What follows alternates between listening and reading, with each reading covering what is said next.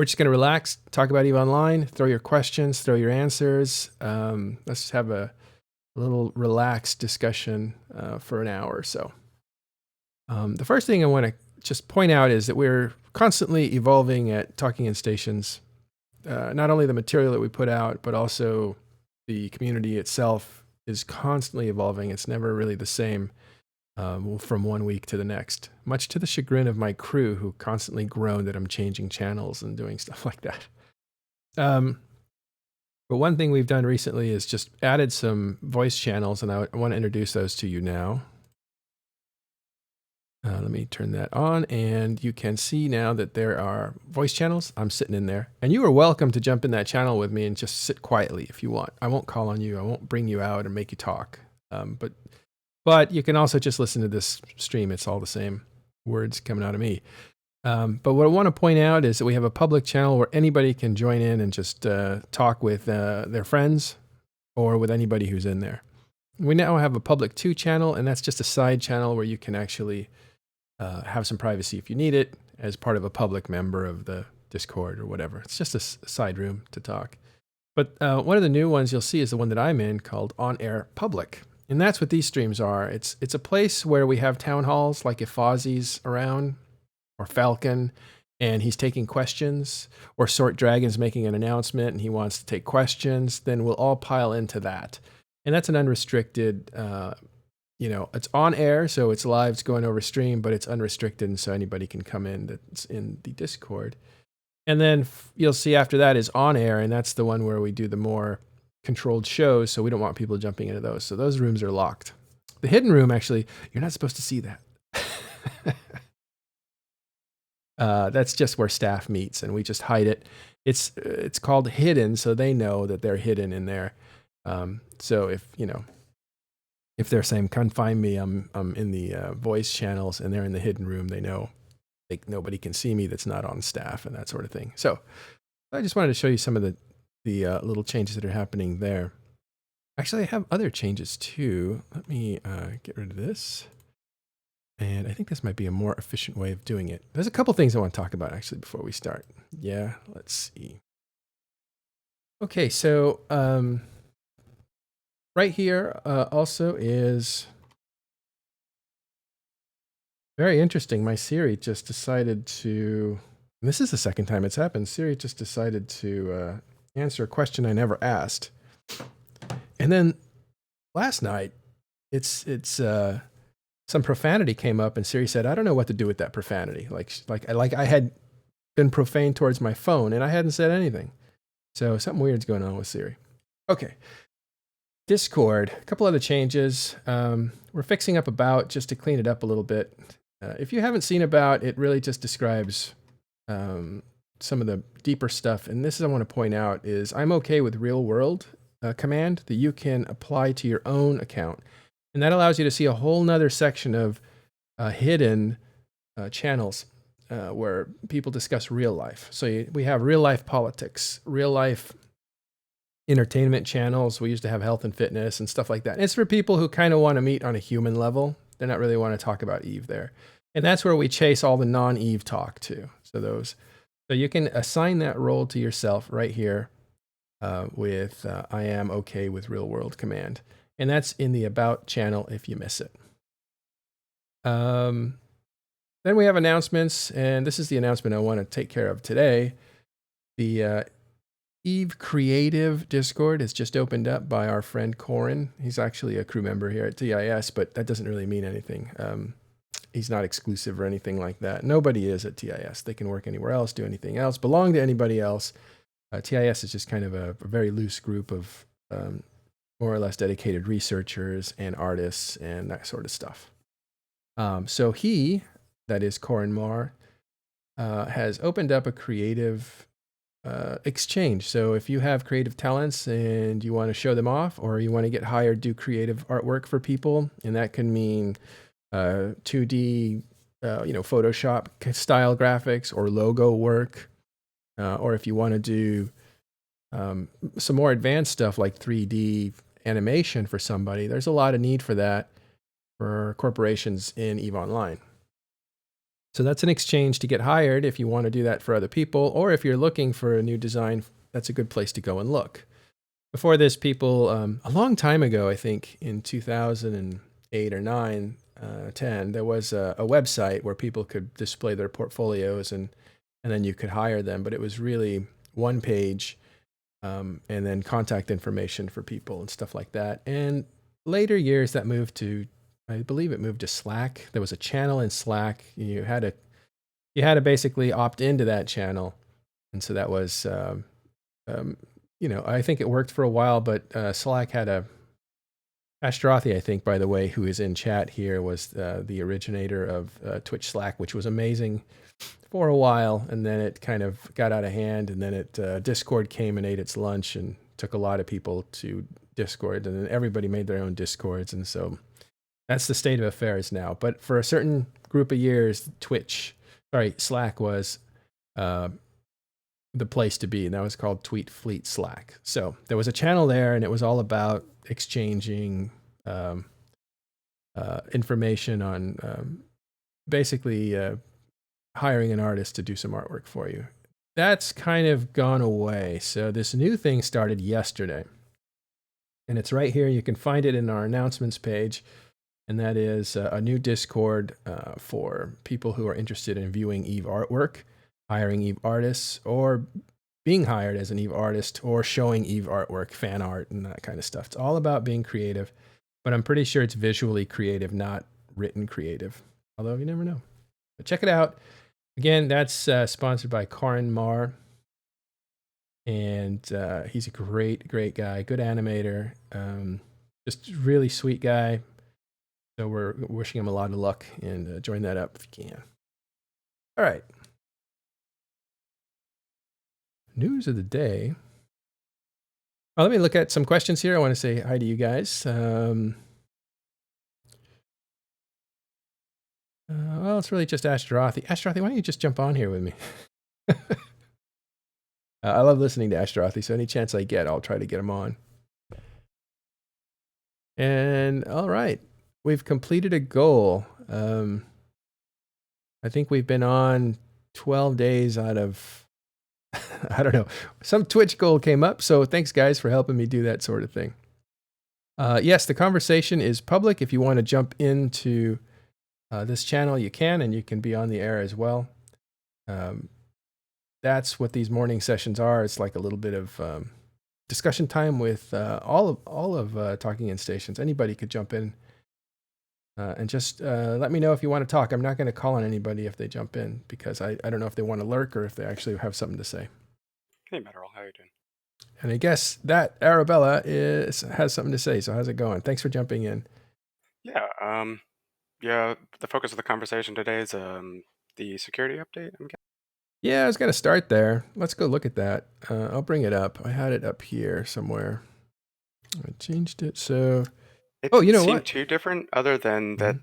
they noted that level 4 and 5 missions are no longer going to be available to alphas, which I think is interesting.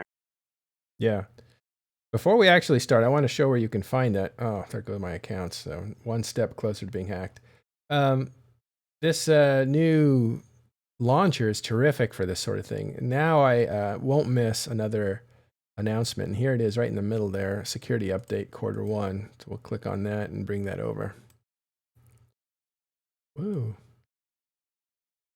And yeah, I think the main news is what you just said that was put out there in public. But they did give some information on numbers, like how seriously they're taking botting there.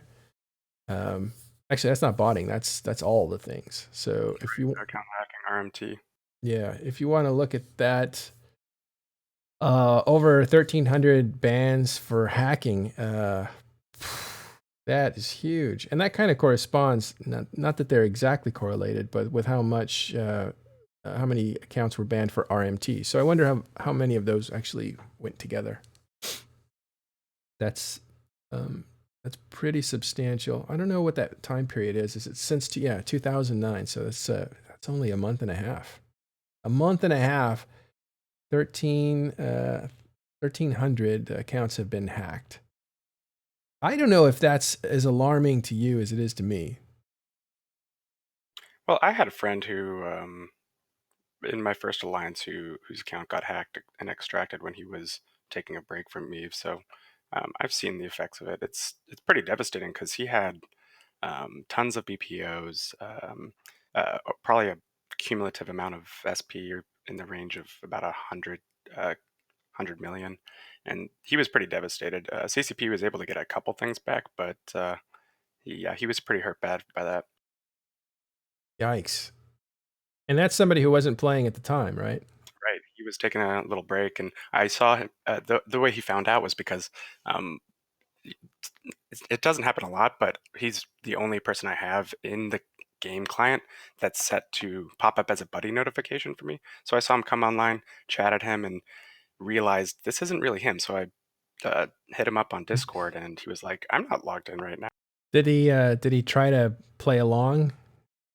Well, Oh, yeah, uh-huh. I realized after like probably 30 minutes of the conversation that he was asking odd questions like, "Do you know where I kept most of my stuff?" And I was like, "Okay." Oh wow. That that's interesting. So then you contact your friend, and what's he say? He immediately like turns off or changes his password on all the accounts and puts in a ticket with CCP, but most of the damage had already been done by that. Um, yeah, it was a pretty interesting time for him. Well, I think he's back in the game now with TNT or Lawn, one of the two. mhm.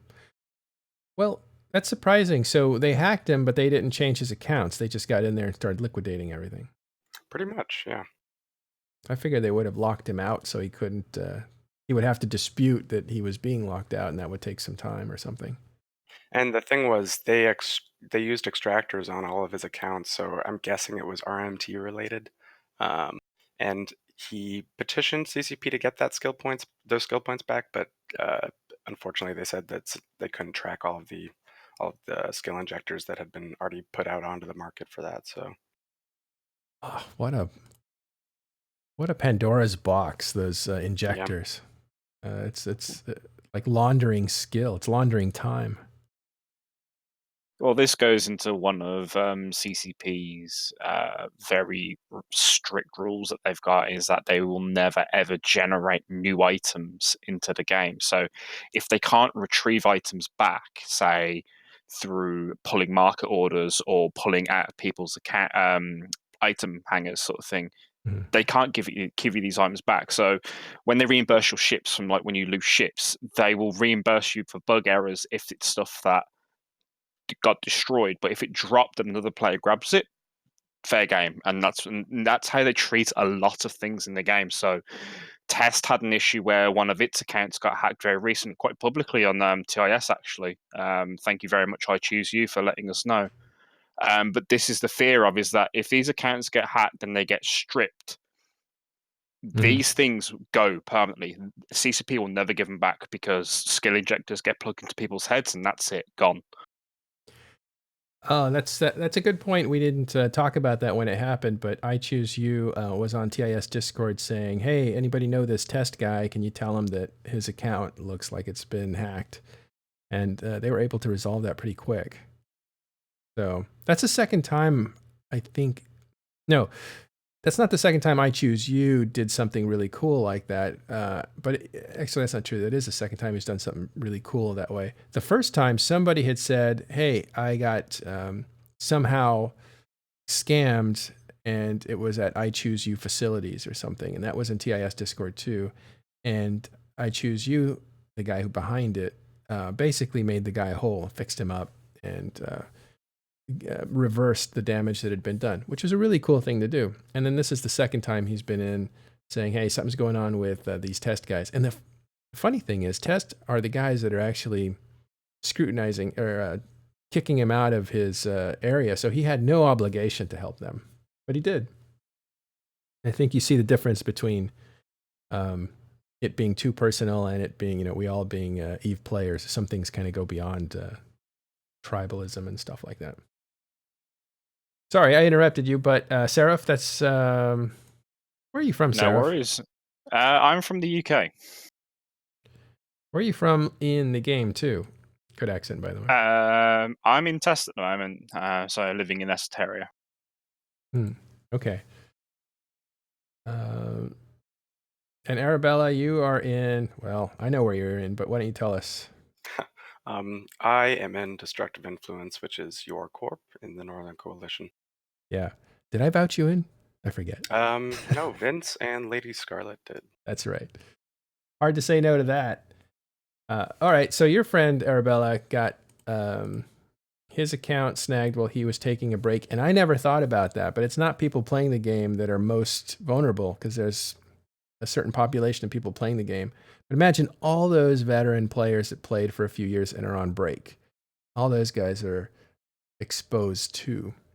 So Well, that's this pretty wild. is a big thing about it, is that Test, since this announcement, Test has made it very obvious on our forums to like get these 2FA, get multi-factor authentication enabled on those accounts to secure them. And the guys who were taking breaks, all the old bitter vets that quit Eve many years ago, won't have these 2FA features on their account, so they're probably the ones at most risk of losing stuff like this. Yeah. We always say turn on that what is it, two-factor authentication, and that'll save your bottom. So Arabella, your friend then lost most of his stuff, put in a petition with CCP. They were able to recover some of it. Some of it was not recoverable. I imagine a lot of experienced people would be like, yeah, I'm not playing that game. I just lost, 8 months, a year and a half worth of investment, so I'm not going to play that anymore. This could really knock people out. To respond to some people in chat, he ended up getting a couple things back. I believe through he had an executor alt in his corp, or a CEO alt, and they didn't get access to some of his capital parts or a couple BPOs. So I don't think he lost everything, but the biggest hit was probably in the skill points, I imagine. To respond to Ron. Oh, by the way, we have Ashtarothi with us, Ron with us, and Orion all from TIS. So welcome, guys. I want to ask the question that Vasocreta is. I got to be careful when I read things because I can get tricked into saying something I don't want to say. But Vasocreta is saying there in chat, what if you are hacked and all is taken, all that's taken is your SP? Would CCP give that back? And I think you already answered that question, but what do you guys think? It really depends on if they're able to like isolate the hacking account quickly and get the injectors before they hit the market, or get spread throughout multiple alts, which I imagine is not something that happens often. Anybody else have something they want to throw in there? Didn't they specifically just put in a new restriction for extracting skill points that was designed to be related to this? I think you're in relation to if an account is flagged for botting reasons or anything like that, you can no longer extract on that account forever. But that's right. That's not enabled on by default, which is a lot of players have pushed for it, saying I will never ever extract. So I will quite happily have that setting enabled on my account. But CCP has said they're not going to enable it on a case by case basis. It's something that's in the background. I remember what it was when that came out. There was a lot of talk about adding in a feature where you can't extract if you've never been Omega before. So you would have had to have at least been Omega once before you could extract again. But that wasn't like CCP saying that. That was just what a lot of people were like, that would be a good idea. And didn't CCP just add if you change your password, you can't extract for like 7 days or something? Interesting. I think they did. Look it up. I think that they would did. be a good measure. Yeah. That was a security update a couple of weeks ago or something like that. Well, why would that be a good measure? Well, I mean, if you find out someone is maliciously getting access to your account and potentially doing these things, you can immediately change your password, and that'll lock out the extraction process. Well, it's beyond just that. So a lot of hackers, the first thing they do when they gain access to an account is to change the password to lock out the original owner. Yeah. That's what I would think somebody would do, because then they could really tie it up for a while. People have to figure out who's the real person. Okay, so moving on. Terrible thing. Do yourself a favor. Turn on two-factor authentication and protect yourself, not just now, but when you take breaks. These accounts are valuable and people want them, and they get in there, they liquidate them. And that's what we were pointing to, is that not only were 1,350 accounts banned for hacking or being hacked, or no, they were hacking, I guess, but also 1,200 accounts were banned for RMT-related activities. Well, RMT is basically selling of in-game assets for real money. And you can imagine that those are kind of correlated. People break in, steal a bunch of your stuff, and then try to unload it for real money. That gives people who don't even play EVE Online incentive to want to take your account, liquidate it, and sell it for real money so they can go and do something else. That's a terrible, terrible thing. It's very hard for CCP to fix that. So if you get broken into and everything stolen, you're going to be in big trouble. So protect yourself. It's really your responsibility. And then botting. This is a different thing. 4,000 accounts were banned for botting. That's essentially using programming to automate actions for you, so you can take a nap or watch TV while your account is actually making money. And that's kind of unfair for people who are actually playing the game making money. It creates a type of imbalance that somebody can make $1 trillion while another person can barely make 100 million. Sorry, I say dollars. I meant ISK. I'd like to take a step back, if that's possible. Yeah, sure. And look at this entire issue and kind of see why it's such a big problem. Because a lot of people, when you just look at the numbers, especially when you look at it from a context of like other MMOs, it may sound relatively trivial, right? Botting exists in other games, gold farmers exist in other games, gold sellers exist in other games. WoW doesn't seem to have that big of a problem. But due to the nature of EVE and its market, and more importantly, its competitive nature when it comes to power and accumulation, in which ISK is a huge portion of that, changes the tone for everything. And this is why two-factor authentication is super, super important. I remember back in the day, those of you who have it, it didn't used to always exist. It's a very recent thing, relatively speaking, when it comes to EVE.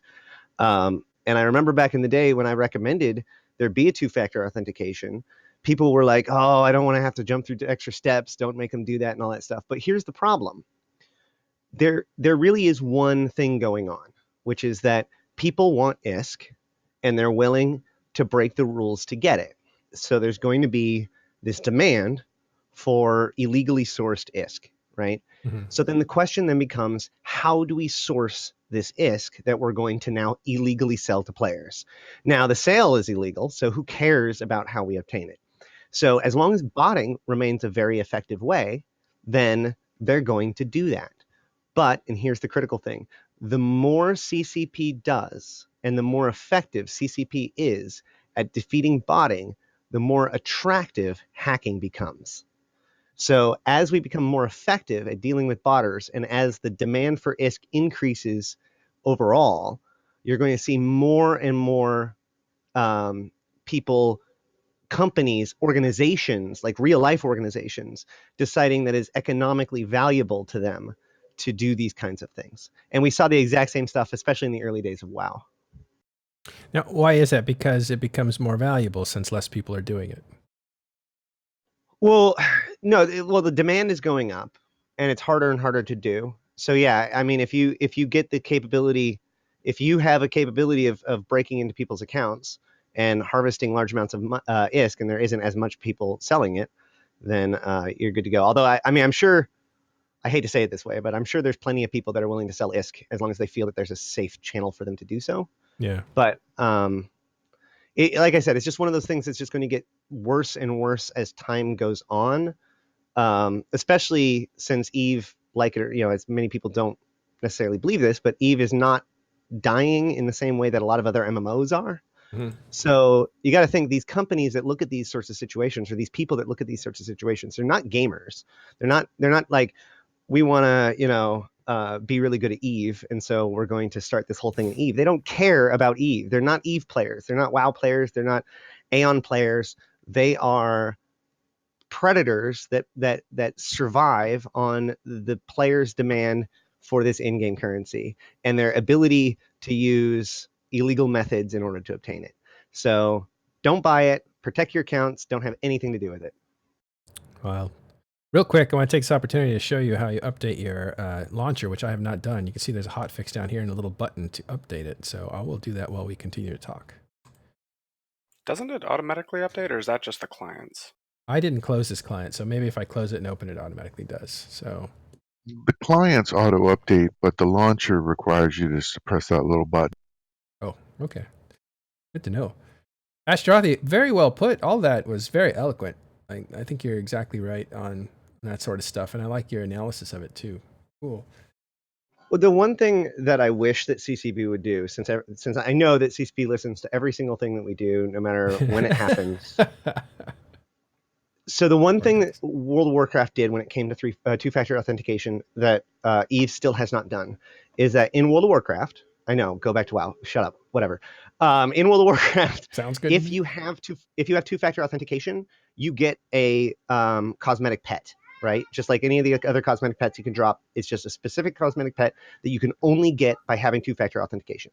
And what that does is it makes it, as a corporation leader, or in that case, as a guild leader, anybody who I trust with keys to my corporation or, treasure chest or whatever it is, I can say, prove it. Prove you have two-factor authentication. Drop your pet. You can't do that in Eve, and that needs to exist. I need to be able to verify that my officers are protected. Do they have keys to the kingdom? Yeah, anybody who has... Sorry, I'm just about to say that's a very good point, because at that point then you're encouraging this behavior with the carrot rather than the stick. And as everyone knows, people respond a lot better to a demand of you to do something if it's encouraged with a reward. So if you gave, a set of skins, a mini skill injector, like the daily rewards were, it gives people the incentive to set these things up that are going in the long run to be beneficial to these players. So, some people in chat are talking about, like, you can always drop 2FA afterwards, but I just want to say, that's an irrational way of thinking, because two-factor authentication only has a little bit, of action in the very beginning when you link your account to Google Authenticator and you get your code and then you enter the code and then that's it. Like, that's it on that machine.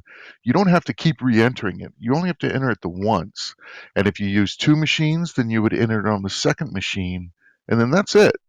It's in the background, and there's no sense in not having it, because it's only just attaching the account to the Google Authenticator. So I don't.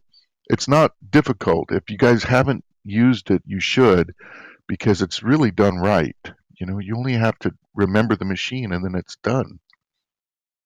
So Array at Eve in chat brings up a good point by saying that two-factor authentication is now enabled by default in Eve, and that's true. But it uses an email-based system if you haven't got another authenticator attached to your system. So if your email is compromised, which is 9 times out of 10 the attack vector hackers will use to gain access to compromised accounts, that protection method doesn't do anything because they get access to those codes, so it's null and void.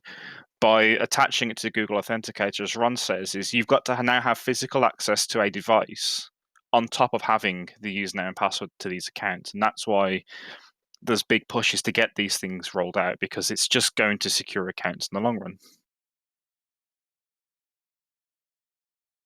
All right. Well, I think that we can talk about security more and more, but we want to get through more things than that. Let's look at CSM. We have them up on screen now, that motley crew that is over. Whoa. Aerith didn't put a bag over his head. That's actually the first time he's been pictured, if that's him. So that's interesting. That is shocking. So I guess he's coming out of his shell, because for a long time he wouldn't allow his picture to be taken.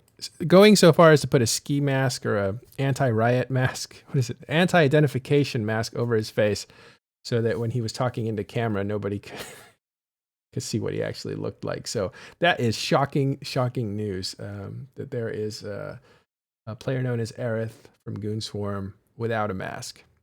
And then there's the rest of the guys. Let's start from over here. Merkelchin, the judge. That's Killer B. He looks like such a nice little boy, but he will drop on you and kill you. That's Aerith. This is Brisk. Down here in the front row, we have Jintan and Sutonia. This is Sort Dragon, who looks cold. I love this guy, Anominate. Such a nice guy. And this is Fuzzworks, Fuzzy Steve. And that's CSM, and it looks like they all made it. I don't think anyone's missing. Yeah, I think there's 10 there. 1, 2, 3, 4, 5, 6, 7, 8, 9, 10. They're all there. CSM is now in a summit. They are talking about the game's future pathway. From what I understand, the last 2 summits have been kind of the end of a certain vision. Maybe Astronaut, you know about this, but it does seem like after Siegel was on her way out or leaving, that was kind of coming to an end or lost momentum. And then the last summit they had, maybe it was 2 summits ago, the development pipe for Eve wasn't that clear. Then they had a change in leadership as Siegel left, and 3 new people came in to kind of split up the role of executive producer. And the executive producer kind of says, this is the vision of Eve and this is the direction we're going. Hilmar's back. They're totally focused on Eve Online and very few other little projects that are mostly, as they were described to me, little projects that are not a main concentration of CCP. So pretty much CCP is on the Eve track. And with Hilmar being back, that's kind of cemented in a bit more. Yeah, most of the products that a lot of people have been looking at when it comes to Eve offerings are actually not by CCP themselves. Both of the mobile games that are going to be coming out soon are actually outsourced to other development houses. And who knows what's happening with Nova. Well, what do you say about the pathway, though? Do you think that I think this summit, we're going to hear a lot about this is where Eve is going. Like that, I have a feeling we're going to have just, a bunch of announcements saying, look, we're not drifting. We're going in a direction. This is a direction. Like a new direction is going to be stated. Do you think so? I hope so. I think that we actually have more direction than we give it credit for. Yeah. It's just we don't like to acknowledge it because it doesn't sound as grandiose as it used to be, right? When CCP Siegel put out this vision of like, we're going to fix all of the things and then we're going to introduce new things, right? Mm-hmm. That was fundamentally on the surface what her vision was. And, everybody got behind it. And then over years, that final piece, that capstone of we're going to make Stargates and go to new space, kind of, changed a little bit over time. And eventually it became more of a focus about getting feature parity with pauses. Hold on one second. Dad, go tend to him. It's okay. We can pick it up. There's plenty of guys in here that want to talk. Yeah, he just wants me to put on a show. I'll be right back. Oh, okay. Yeah, no problem. So while we wait for Ash to come back, what do you guys think? Anybody else have an idea about that? Well, I don't know if this is something we really want to talk about, but it was noted on Reddit the other day that CCP has 4 or 5 different positions open on their website for you to apply to for an unannounced MMO for the PC that's upcoming. They have a data engineer, a designer, senior game director, etc.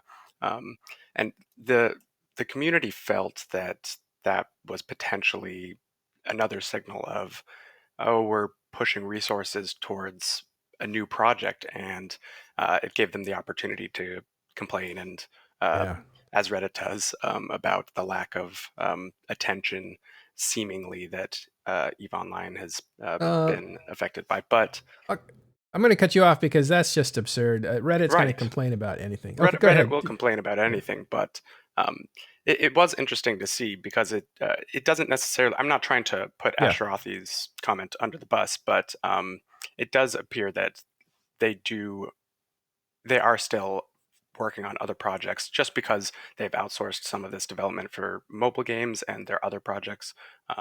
It doesn't necessarily mean they aren't working on other things themselves. I just think, what I've heard is there's a lot of new devs that we haven't met yet. So they're doing a lot of hiring. Right. And yeah. I don't know if there are a lot of devs for a new MMO, and that I just think that's people talking um, the same old witchcraft they've been talking for now at least 10 years. That CCP isn't. They don't play their game. They don't know their game. They're not Right, giving which it is not enough true. attention. It is not true at all. I just, and I would want to add, maybe I'm a little too corporate, I guess, but people need to back off. I feel that that's just getting a little weird, because this company produces a game that we, or the players have this right to talk about everything that has to do with that company, and talk about if they want new projects. They're a company and they have to do different things. Like, if it was up to the players, you would have, like, 100 devs chained to their desk, and they would be fixing things in the order that people scream the loudest. I think that that's just it starts to get strange to me, Well, because there's all kinds of new projects going on. It's like, relax and I enjoy the game. I think that's a historical phenomenon. I it's an think, Eve thing. yeah, I think that, like, when Dust was first announced, everyone was really excited, right? When Valkyrie was first announced, everyone was really excited.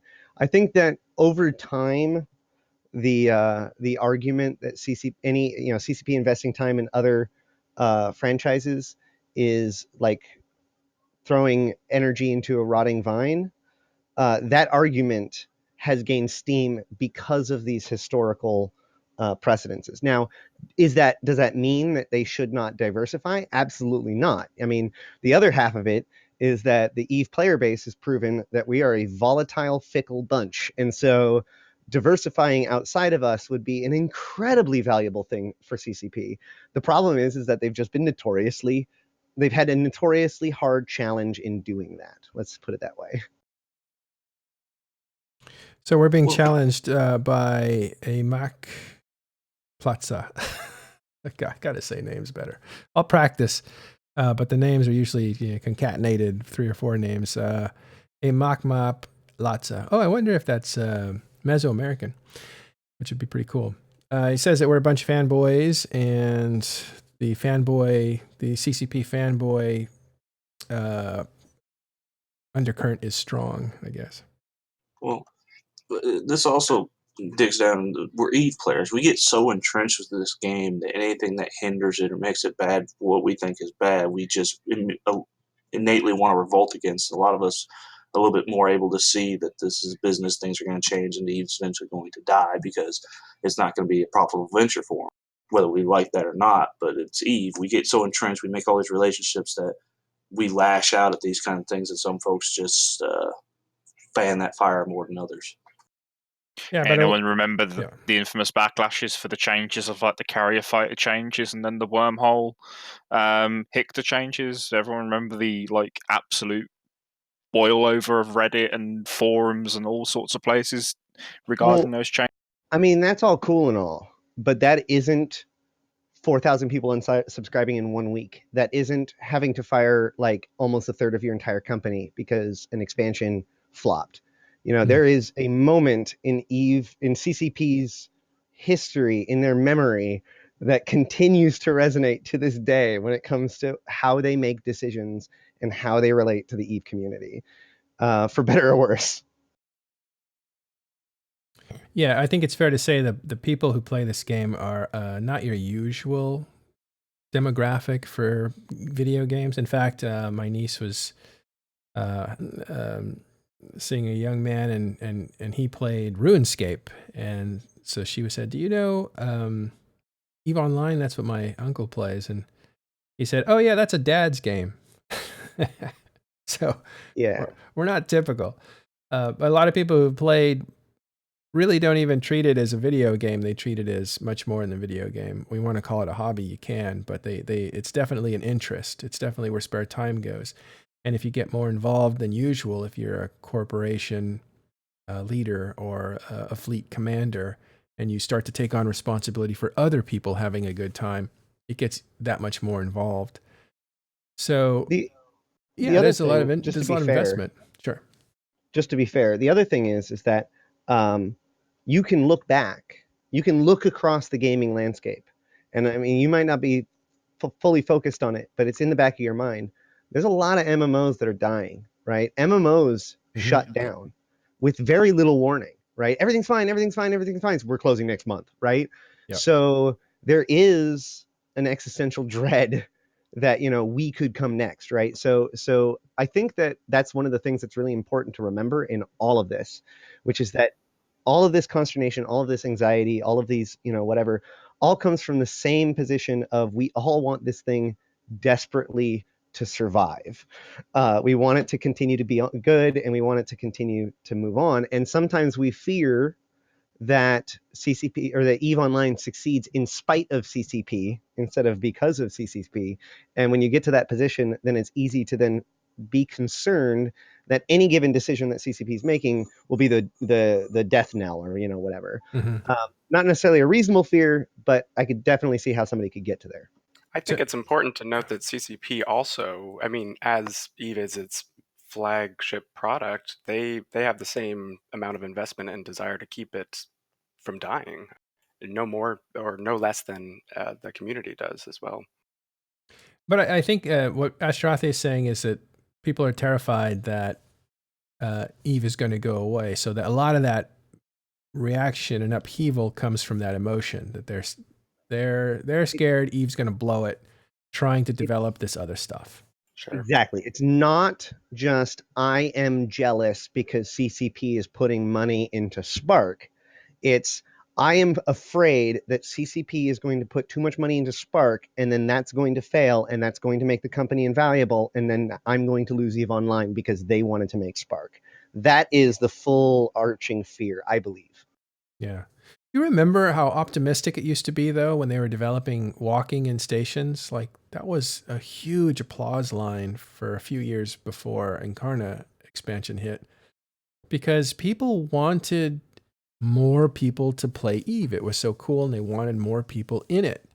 And they and having bodies, little avatar bodies, might have brought in a whole different crowd to play EVE Online. I guess maybe the difference, though, was you're bringing people into EVE Online. You're not just trying to develop new CCP fans. You're developing new EVE players, and that might have been different. So people were happier about that.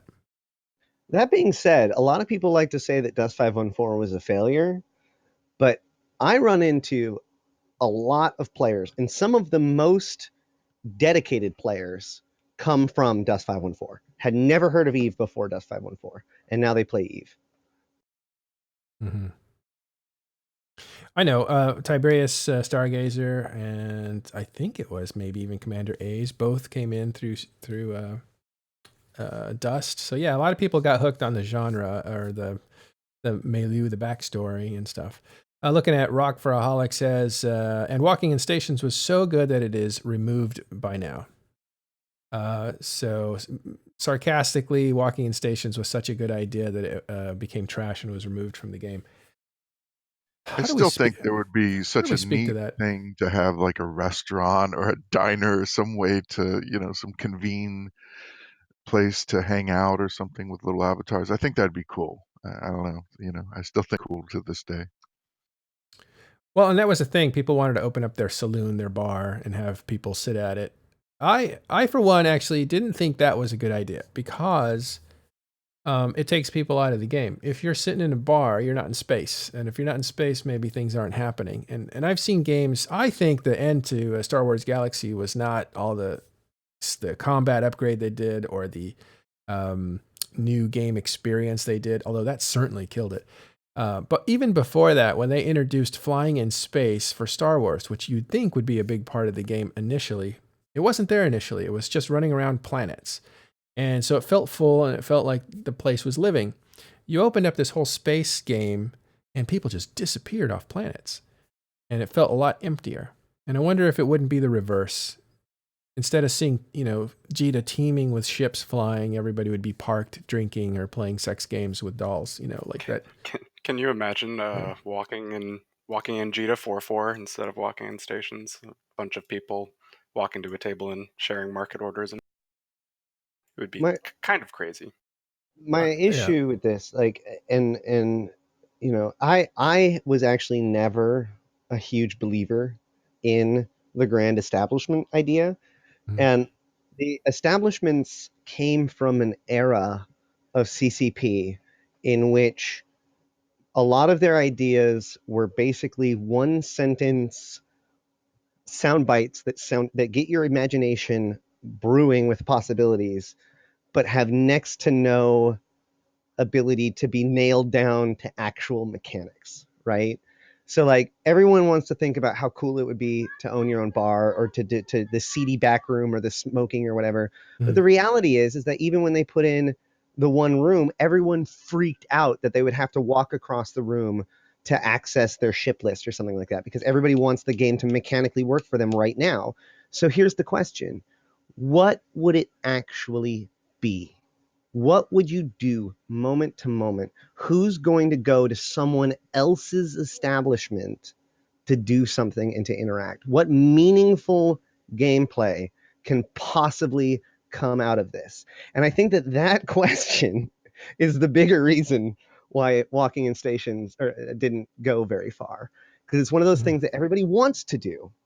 But when you actually sit down and try to design it and make meaningful gameplay out of it, it starts to fall apart.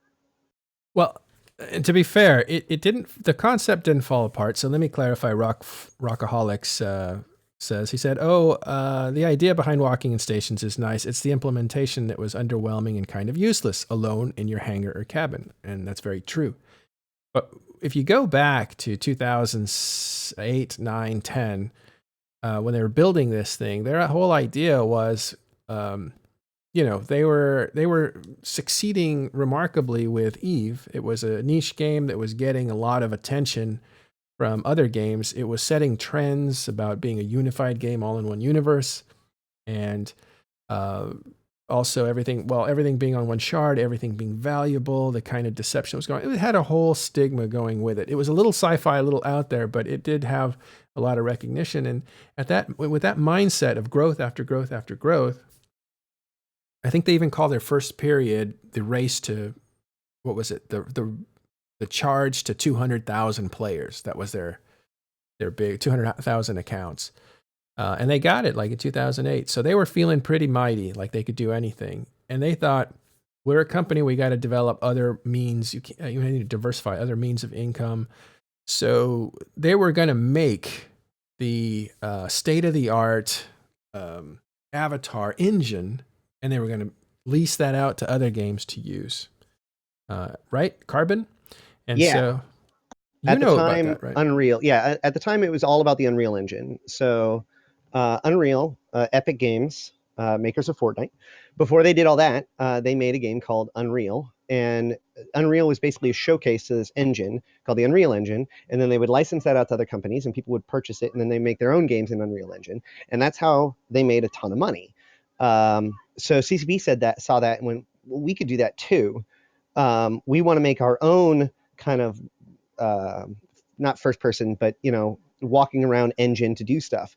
So to showcase this, we're going to make these 3 games that really showcase the power of the Carbon engine. We're going to add walking in stations into Eve as stage 1.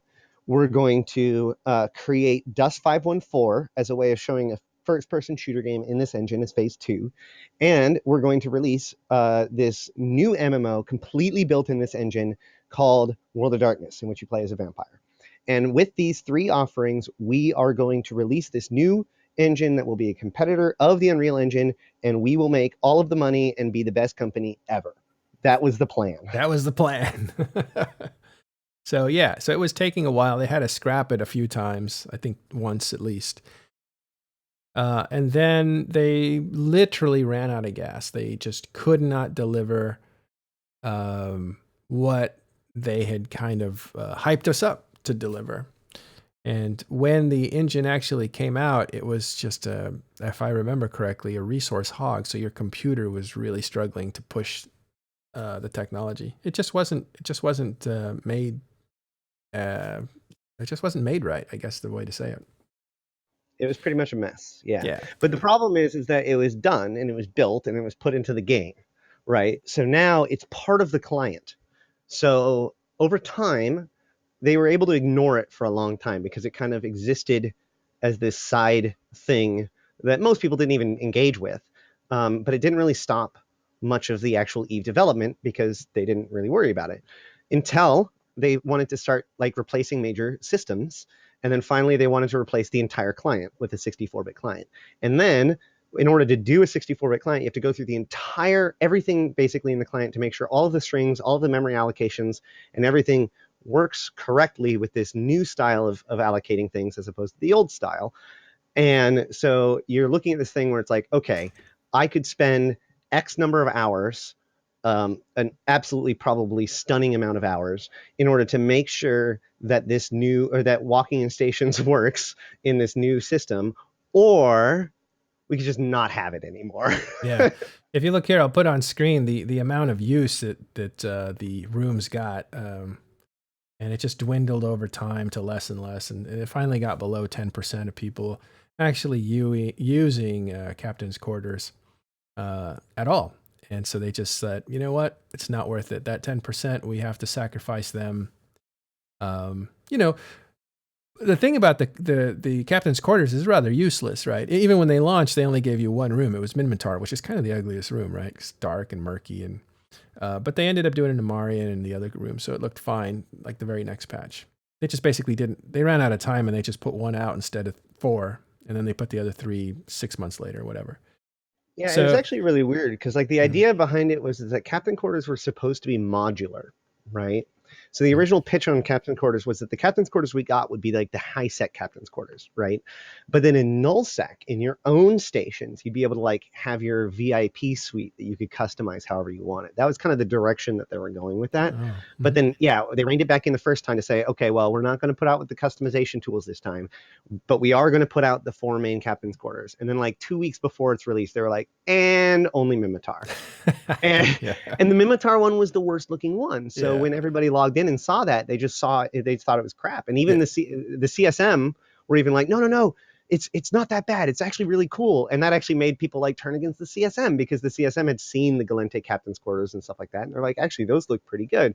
It was a mess. well, remember that, like you said, like it was literally melting video cards because it was inefficient. It wasn't built right. Yeah. So if you're playing game, you're having this, your computer is just making so much noise, you're afraid it's going to die. So you want to get out of it. And they didn't let you out, right? When they first released it, the spinning ships, the hangar view, totally gone. It was completely unavailable to you. You could only log in, and it took a while to get out of that view. You had to undock to get out of that view. I think what you could do right after in the next couple of weeks, because so many people were saying, you've just put me into this thing that's destroying my machine. I can't even get through it to get to the actual game. Like a couple weeks later, they said, okay, you can view a static view of the hangar view. And then about a month later, I don't know how much later, they said, okay, back to, now you have the option to just go to the hangar. I think that was much later. I think that was like 6 months later.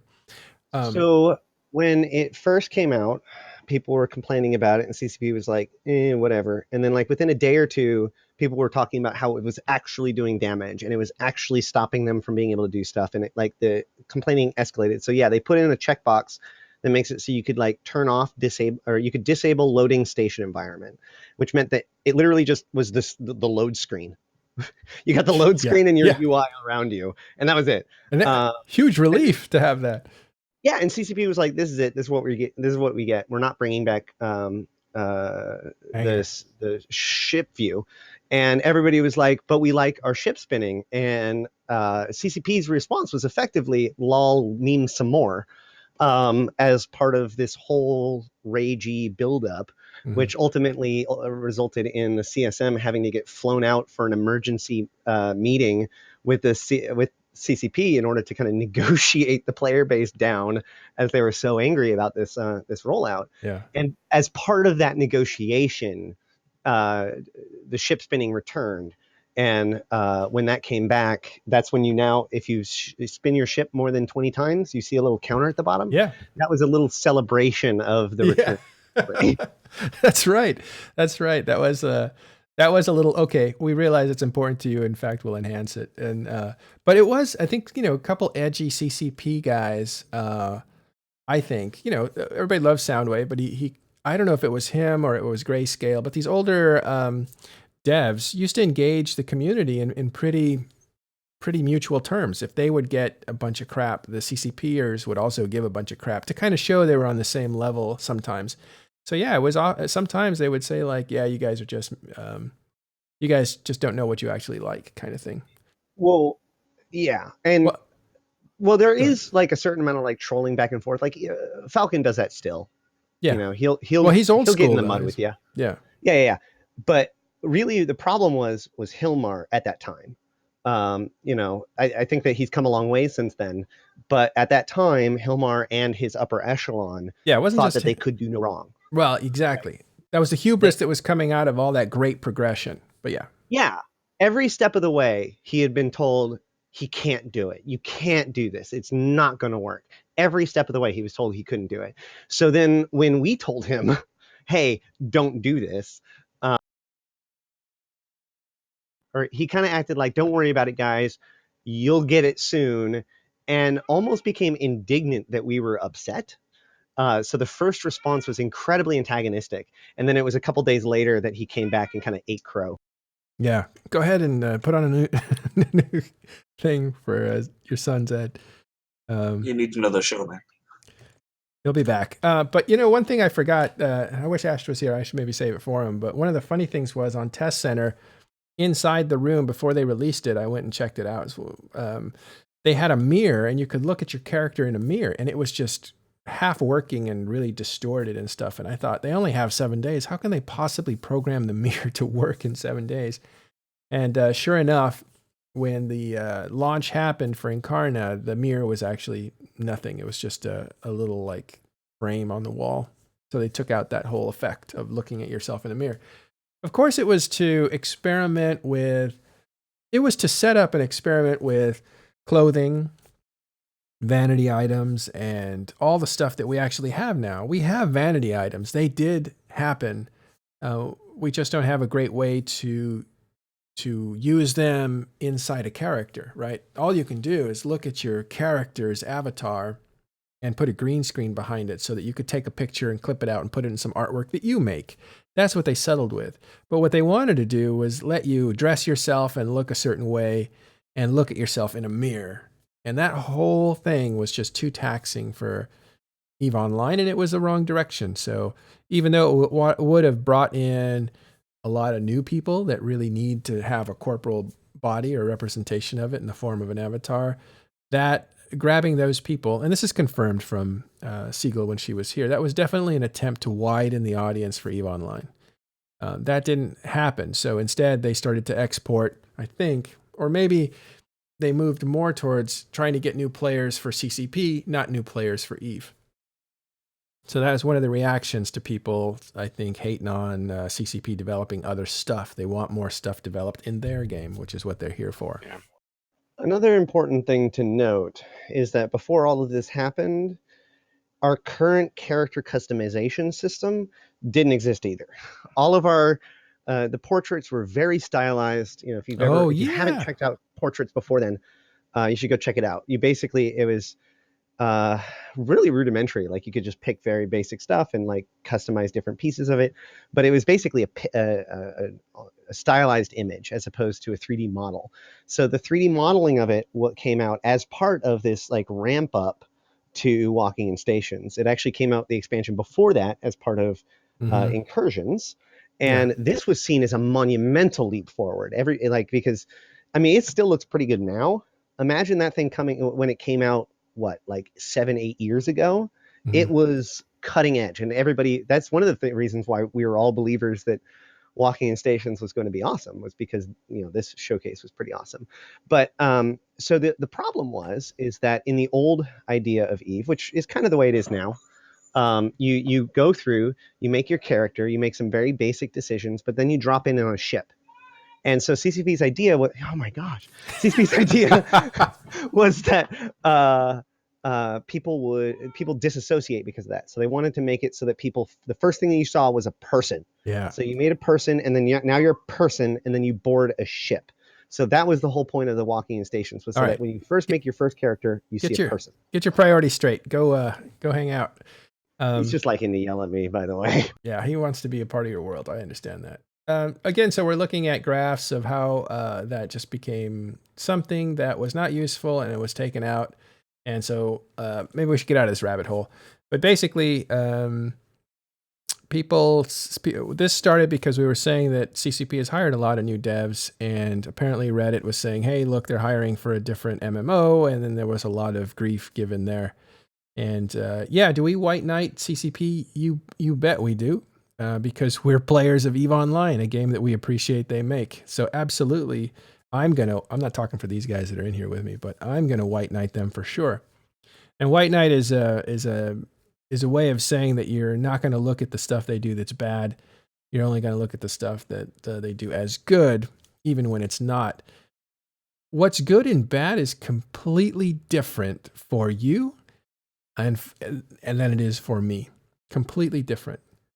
A lot of people look at this game in terms of, well, EVE is this. Well, no, it's not. It's that for you. But there's like 30 games in this game. So when they say they're going to, make meteors disintegrate in a colorful way, I think that's a pretty cool thing. Most people think that's a waste of development time.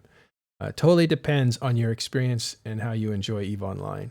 So yeah, what I do is I reject that EVE is just a PvP game.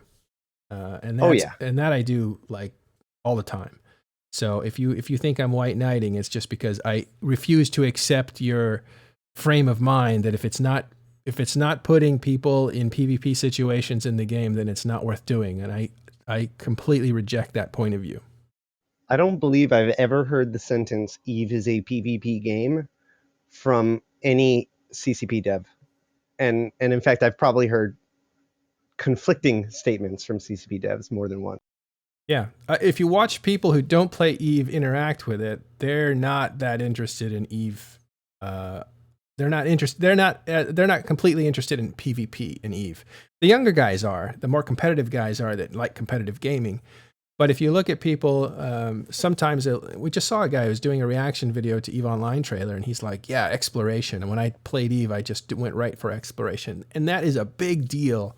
A big deal. Fozzie said so on the last show we had a few weeks ago. For people who are older, have less time, and want to kind of relax in a game. They want to live in a game. They want to escape whatever's around them, or they just want to see the beauty of the game. So, totally depends. So I don't PvP as much anymore because I actually don't like where it's like, we're going to just form a fleet and roam around until we can find something to smash into. I don't get the point of like fighting for fighting's sake in EVE, because I'm going to be honest with you, and this is me not white knighting. If I wanted to play a competitive PvP team-based game, it would not be EVE Online. That is not why I play EVE Online. That isn't why a lot of people play EVE Online. The point of EVE Online is its depth, is the complexity, is the fact that no matter how much you learn about it, there's going to be more. These are the things that I think makes EVE so compelling as a game. So I think that if you pigeonhole EVE as just a PvP game, you're really focusing on one of the subpar pieces of the tapestry. Mm-hmm. Araya makes a really good point. Let me just write. Good point. And that is PvP takes different forms as well. So it's not just ship-to-ship combat. There's market PvP, and there's industrial, strategy to corner a market. There's all kinds of different ways to PvP. Even talking on Reddit is a form of psychological warfare. Well, it's not just PvP, it's PIP, player interaction, right? Like they're positive and negative. Yeah. All right, we're dominating conversation too much with our little thing. Let's take it on the road, Ashtarothi, you and I. We'll be like Muppets, right? The two Muppets that sit in the balcony. I forget what they're called.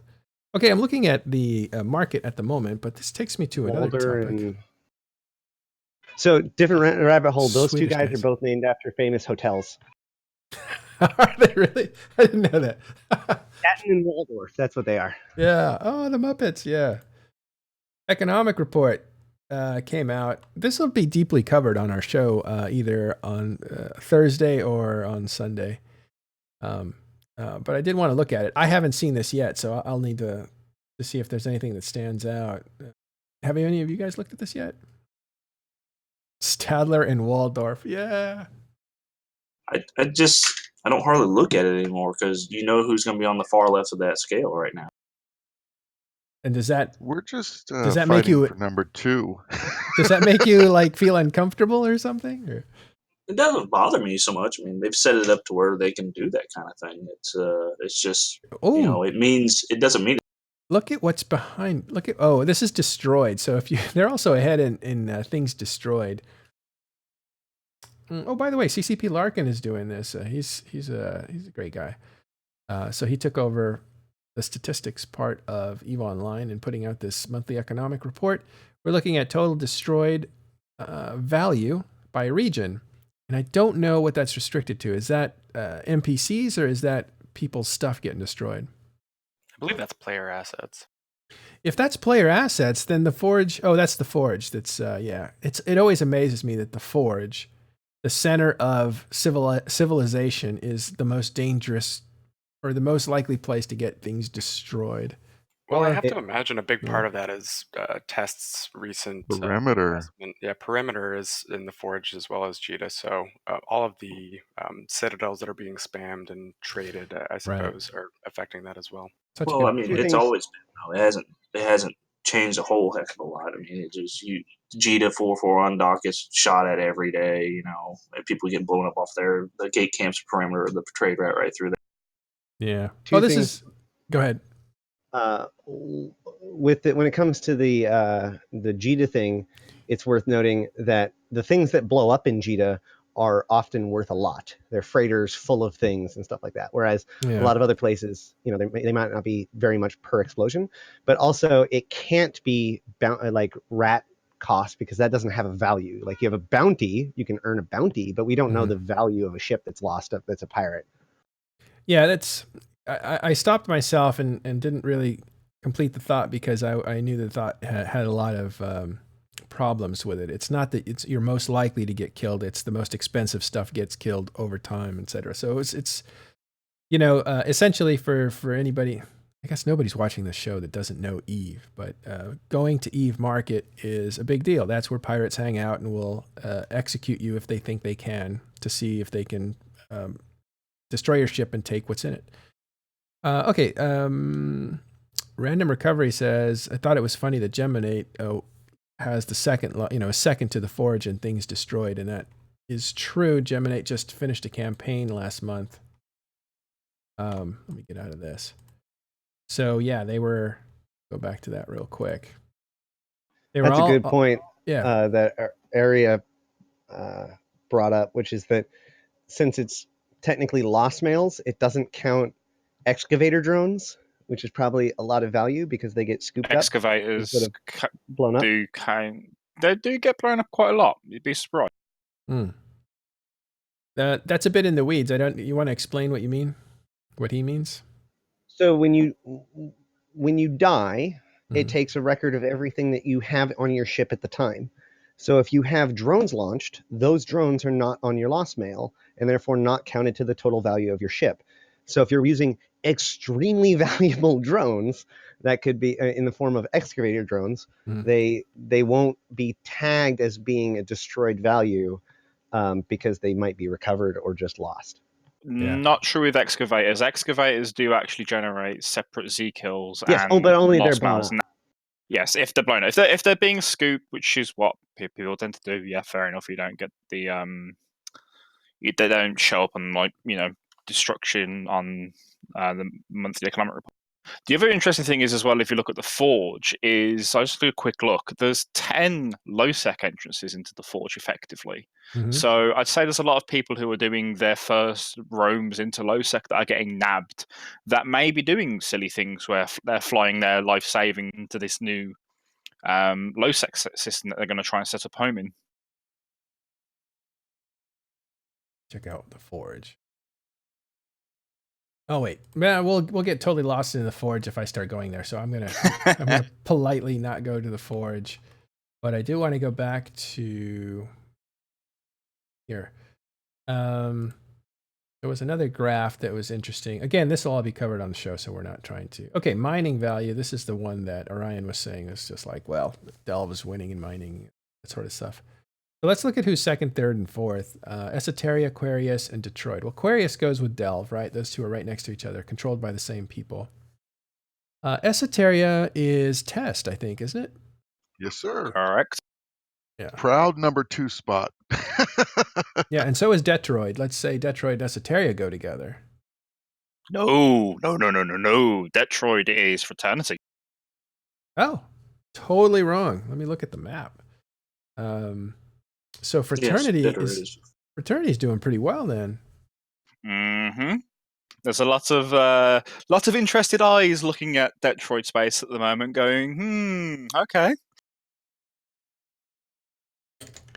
I haven't looked at the Varight influence map in a long time, but now that it's got a new website, that doesn't look like the right website, and this is 2007. Well, I don't there. know Here it if you is. know, but on talkinginstations.com at the very top, there are links to all the maps. I should probably have gone to talkinginstations.com, right? It is still at solve.space.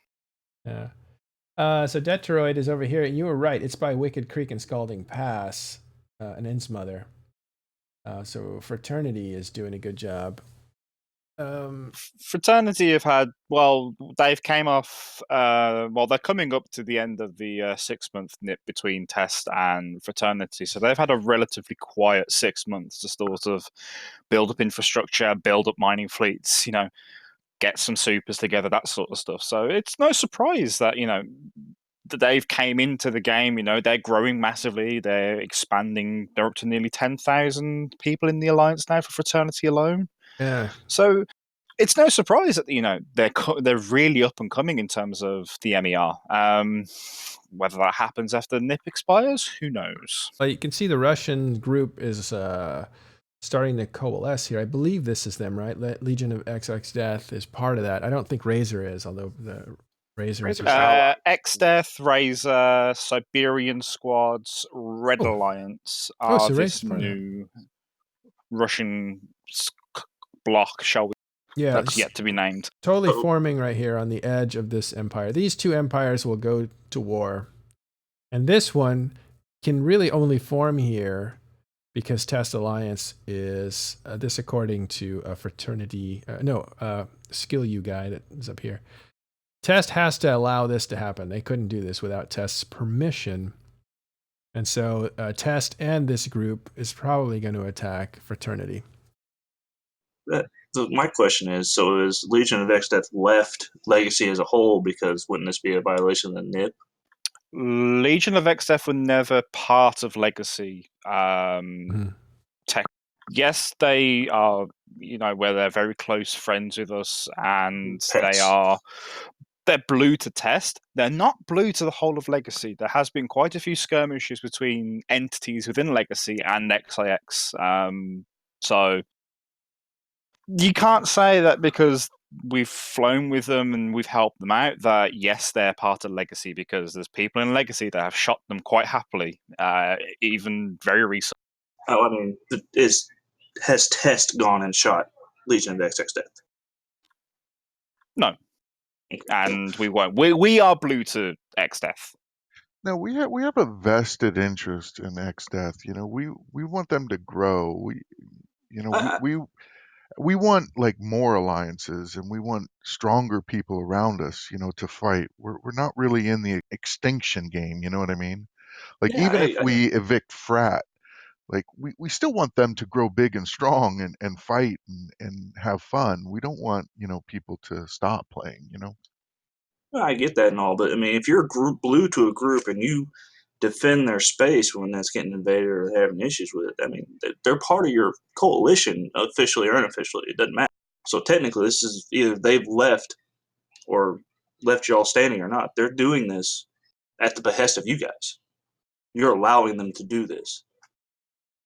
Well, I think there can be no question about it. But what's also equivalent, I guess, from some people's point of view, is that Skill Yourself is not part of Fraternity or Winter Coalition. Sorry, Winter Coalition, I guess. So Skill Yourself was parked on the edges of Tenerifis or Innsmother. Where's it? Not Innsmother. Tenerifis. Was it Tenor where the fights were happening? Yeah, FR46 was where skill you were staging out of. Okay, so you have fighting going on in this area, which would, if it was Fraternity doing it, violate the treaty, but instead it was Skill You doing it.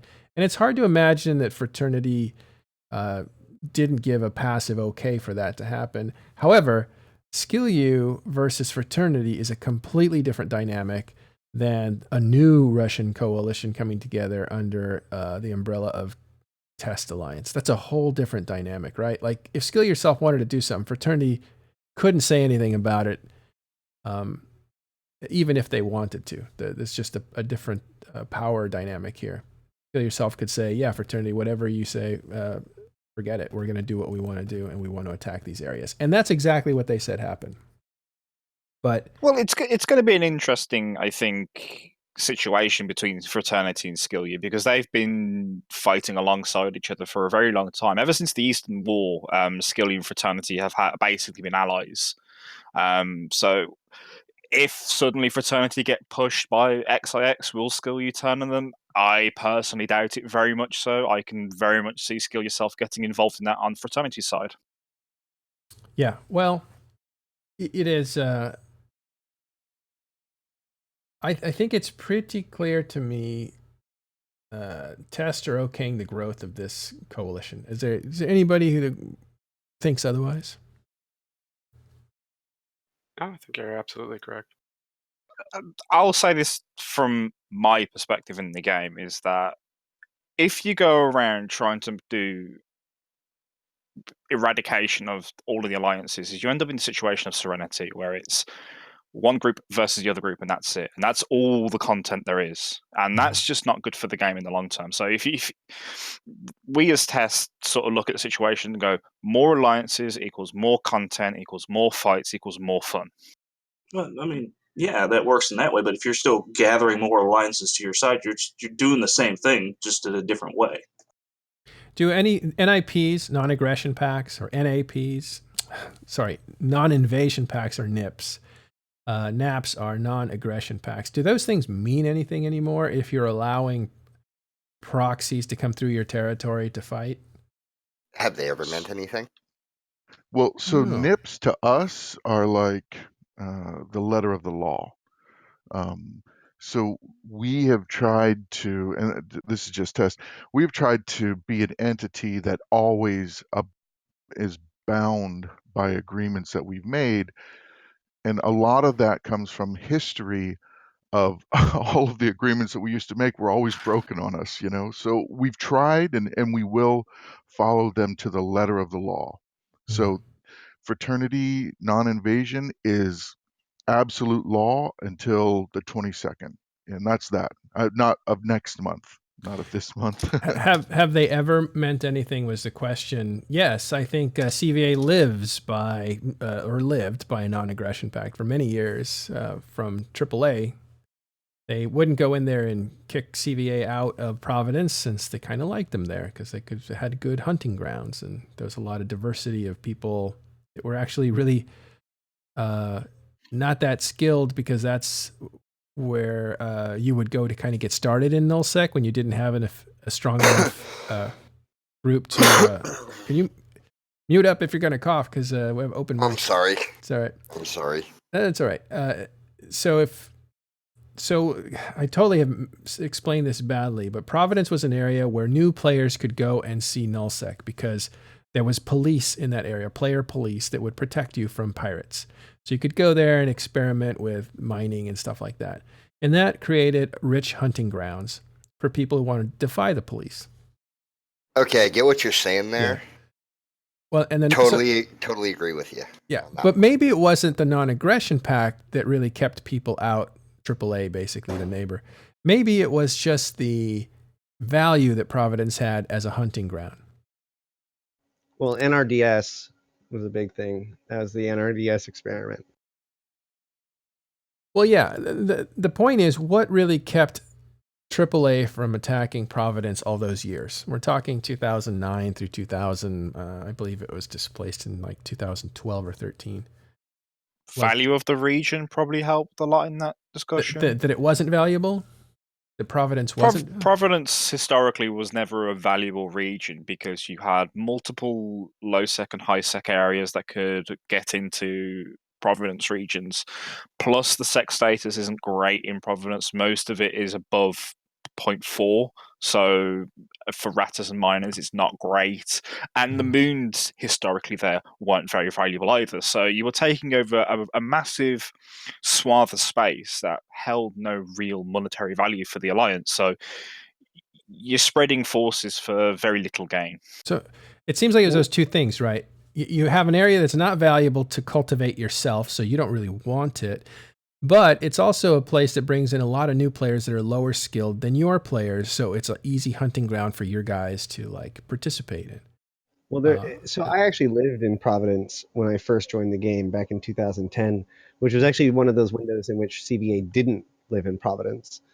But I know that there's this idea that the occupation of Providence was almost cyclical, right? Every once in a while, somebody got annoyed enough at CVA to kick them out. But then ultimately, as was pointed out here, Providence by itself wasn't really valuable enough to struggle over, and CVA cared about it for reasons beyond its value, right? They have CVA is one of the oldest organizations in EVE, and one of their earliest decisions was to make Providence their home.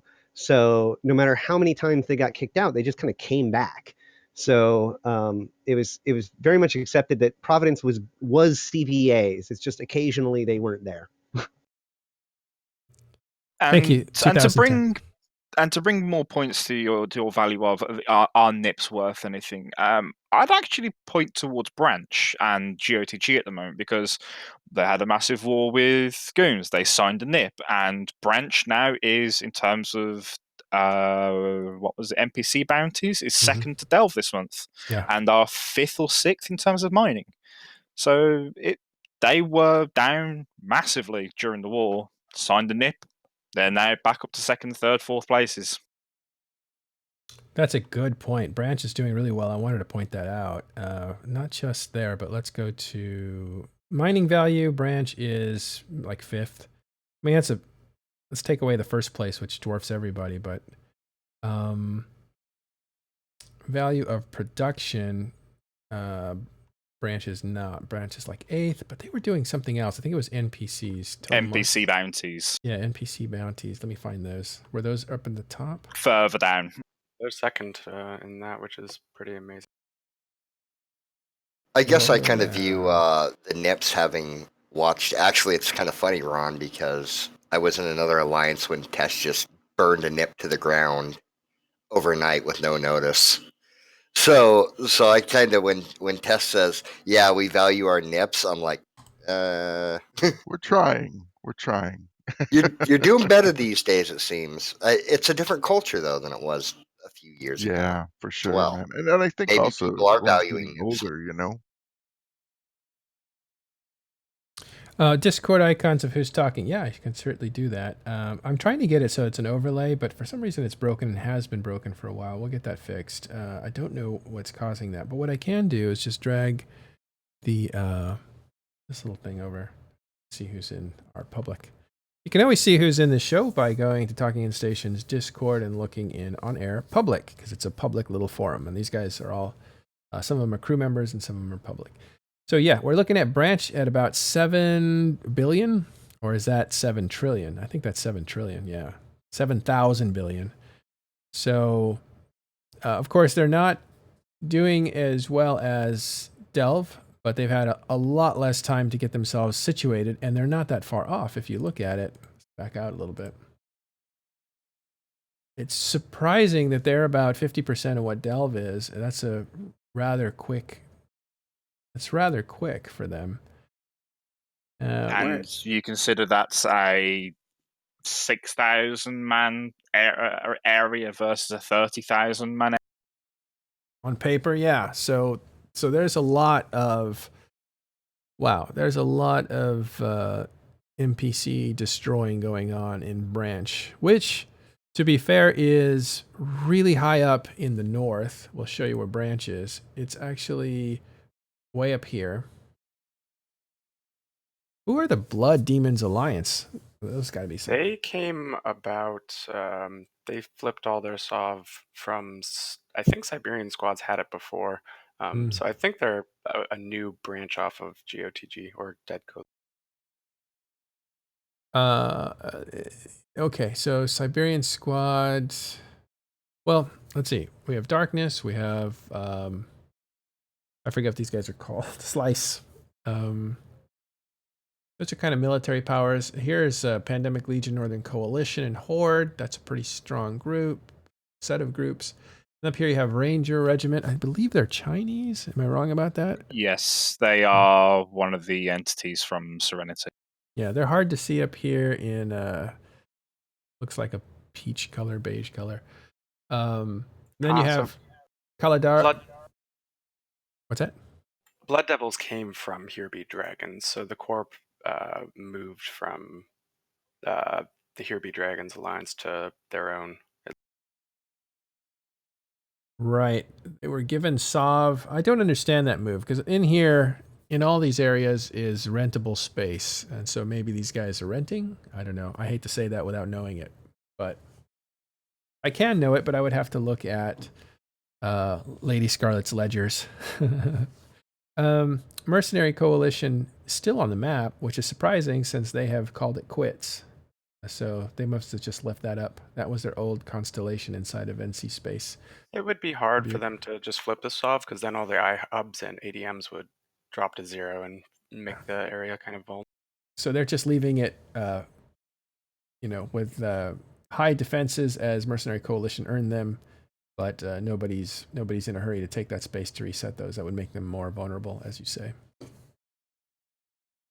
Well, Ashtarothi, I hate to say it, but we stopped talking about stuff that we like. We started talking about PvP and the map, and jumped up like 50 people. I think somebody in here pinged. That's what I think. Well, I gotta go drop my son off for the bus anyway. So. All right.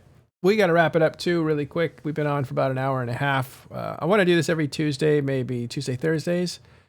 Just get on for an hour and a half, and talk about what's going on in EVE as kind of a news of the day. Today we kind of covered a few minor things, but we didn't really get to what's going on. What were the things that we wanted to cover? I guess we did cover them, but we fell through some rabbit holes, which is totally fine because that's what we want to do. I keep going into presenter mode, but is there anything else you guys want to talk about in the interest of just having a discussion?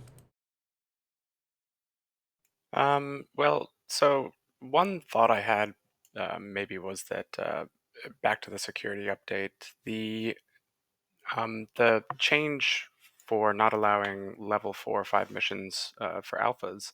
I don't run missions myself that much, but do you think it kind of negates the benefits of alphas being able to fly battleships? I don't know if battleships are used by alphas for running missions, but it potentially might negate that, at least by correlation, I think. From my experience of running missions, yes, it will. You can get away with battle cruisers in level 3s very, very easily. It's only in level 4s that you'll need a battleship sometimes for the extra buffer, especially some of the harder missions. Yeah, I loved level 4 missions. I used to run them all the time, and battleship is absolutely required. Yeah, you can do them in like Tech 3s or something, but alphas wouldn't be able to do that, Right. It might have a slight effect, I imagine. Were you running them with alpha accounts? Free accounts? Me? No, I was just running them just for fun. I just enjoyed that kind of high sec life for a little while every now and then. Mm-hmm. Well, it seems like, and Twinsley is a corp mate of mine, I think, or no, an alliance mate, and alphas not being able to run level 4 missions is terrible. I have 2 alpha accounts just for locator agents, and I guess that's what, a secondary purpose? Yeah, see, that's a tricky part, right? Because locator agents, so if you don't know, so locator agents get more specific the higher level they are, and you run missions to get loyalty towards a faction to be able to get to those higher level agents, and those higher level agents can get it down to, like a system. So people use locator agents to locate, back in the day, Titan pilots. Nowadays it's really about FCs. Where is a particular FC at right now? Because then that'll give us an idea of where they're staging and what they're going to be attacking and that kind of thing. I don't know who's the Not most run person. always the case. Not Not always, always the true. case. Not always, yeah. But like for me personally, like I would find it hilarious to see which characters have been located the most. And I'm gonna guess a couple of the FCs are up there. I know Chutlan and I think it was Lyriad got searched a lot during the Red Alliance War in America. Yeah. Dirk McGurk out there. Why aren't you in here? I am in here. Oh, Dirk! He hasn't had his morning bottle of Tito's. I didn't Gotta see you wake up jump first. I'm halfway through a big giant cup of coffee. Thank you very much. Awesome. No, I'm still trying to work out my view on this level 4 or 5 mission thing. Honestly, I think it's taking a bat to some. You're taking a bat to something that non-criminal players are doing and have been allowed to do in order to go after the criminals out there. And I'm leery of taking away things that non-criminals are doing simply because you're going after these people over here. There's a part of me that thinks you need to enforce the laws already on the books. I imagine CCP had to look extensively at the data that we don't have access to and make a decision based off that. And they probably wouldn't have taken that or sort of a drastic measure if they didn't feel that the benefits outweighed or disadvantages outweighed the advantage. If you read the security update as well, it actually states that they're trying to automate. Sorry, there's a thing in Reddit actually. This is from Falcon. Actually stated they're trying to automate a lot of the banning process now for catching like botters and RMTers, etc., etc., etc. But he states it in the case of that they're trying to do it without catching false positives, because there's nothing worse in any situation where you do something that looks like what a bot would do and you get banned because of it, and then a GM has to then come back in and manually unban your account, which, as we know, sometimes is really, really quick and other times can take quite a while. So by trying to minimize that possibility of getting false positives, it's taken them a lot longer. So I think this is a band-aid solution by banning these 4 and 5 missions from alphas. Yeah. Would we be accepting of other band-aid solutions that impact other players playing the game in a legal way as a way of combating? Like, would we be accepting of this if it wasn't just going after the lowly alpha class who people, might sit there and go, well, they're not real players? There would probably be more of a backlash if it Probably. Yeah. I'm definitely not happy with it. It's not a good way of going about it. But what do you do? Do you do this and try and mitigate a lot of the problems, or do you roll out a automated banning system to try and catch these botters quicker, but then end up banning omegas and false positives indirectly because of it? It's the lesser of two evils. Well, I don't know that the two evils are actually tied to one another.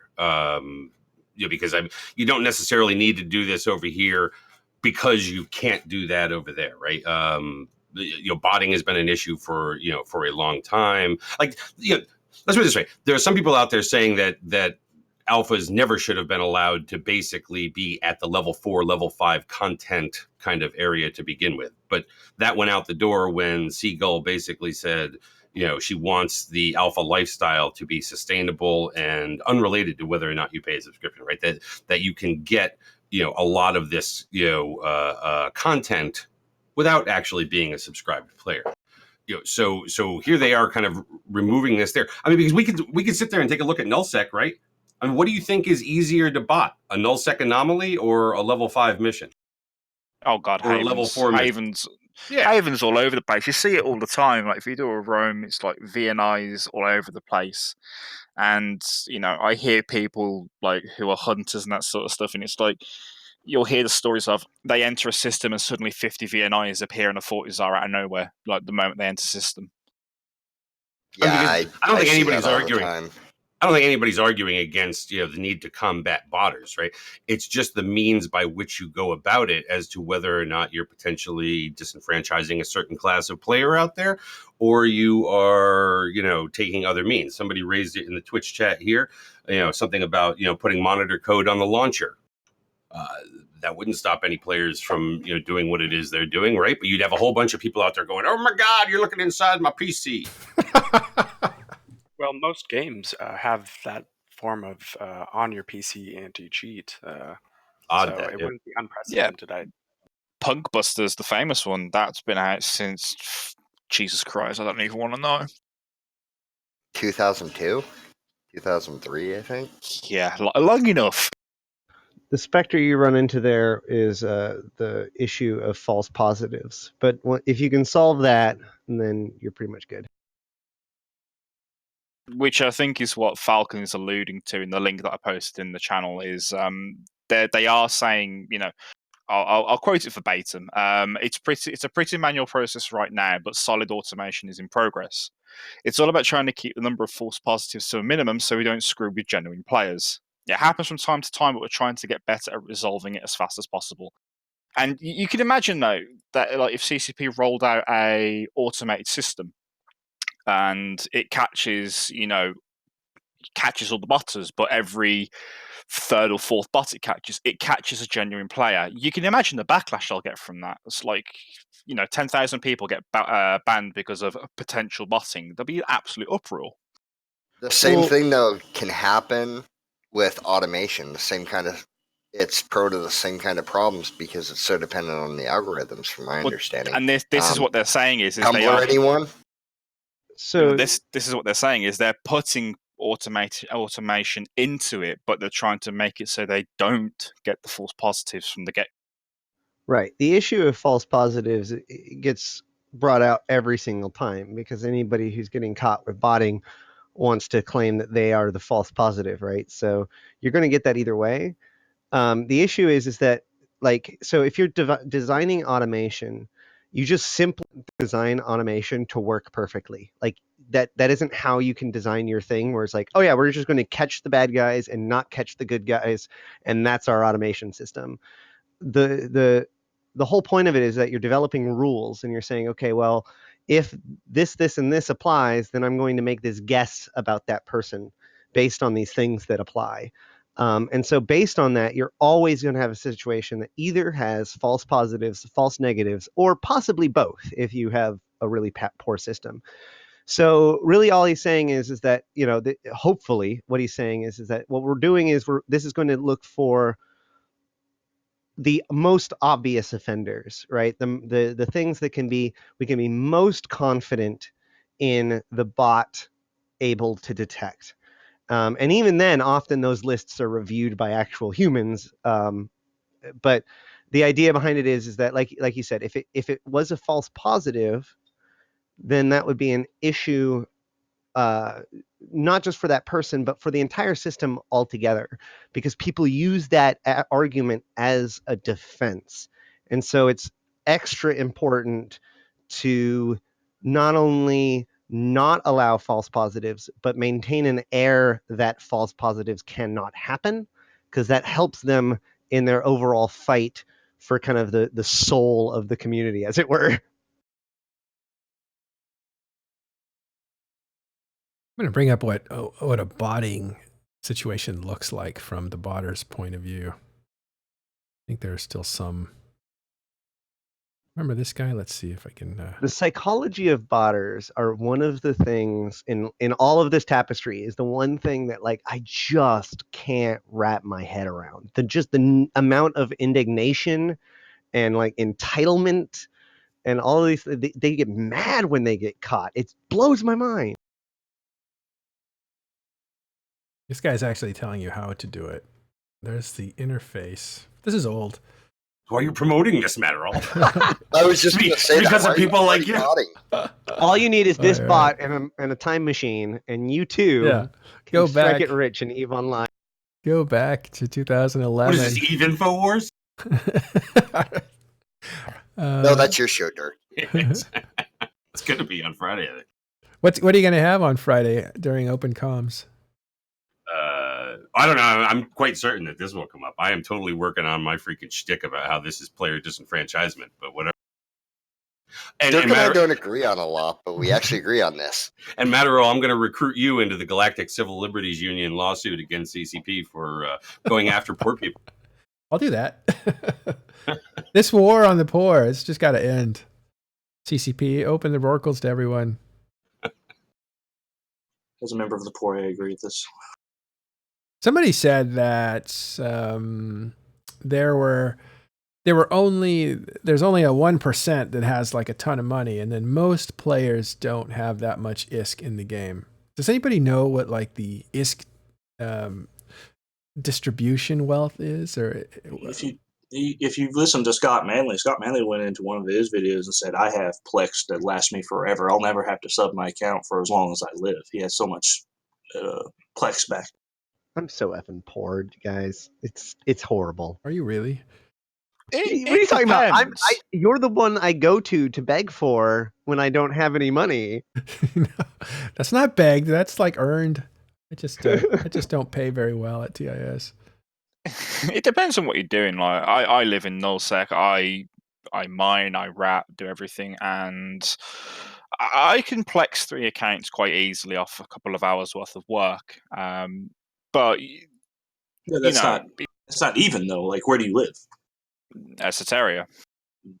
I mean, that's not going to be the same for someone in, say, other areas. So there's a disproportion there. But again, that's our creation, not that person's creation. While you're at it, yeah. While you're at it, can you tell me what belt or site you're at? I'm asking for a friend. Like the amount of work it takes to set up a situation that you can make your Plex, in other words, pay for your account in game with in-game actions.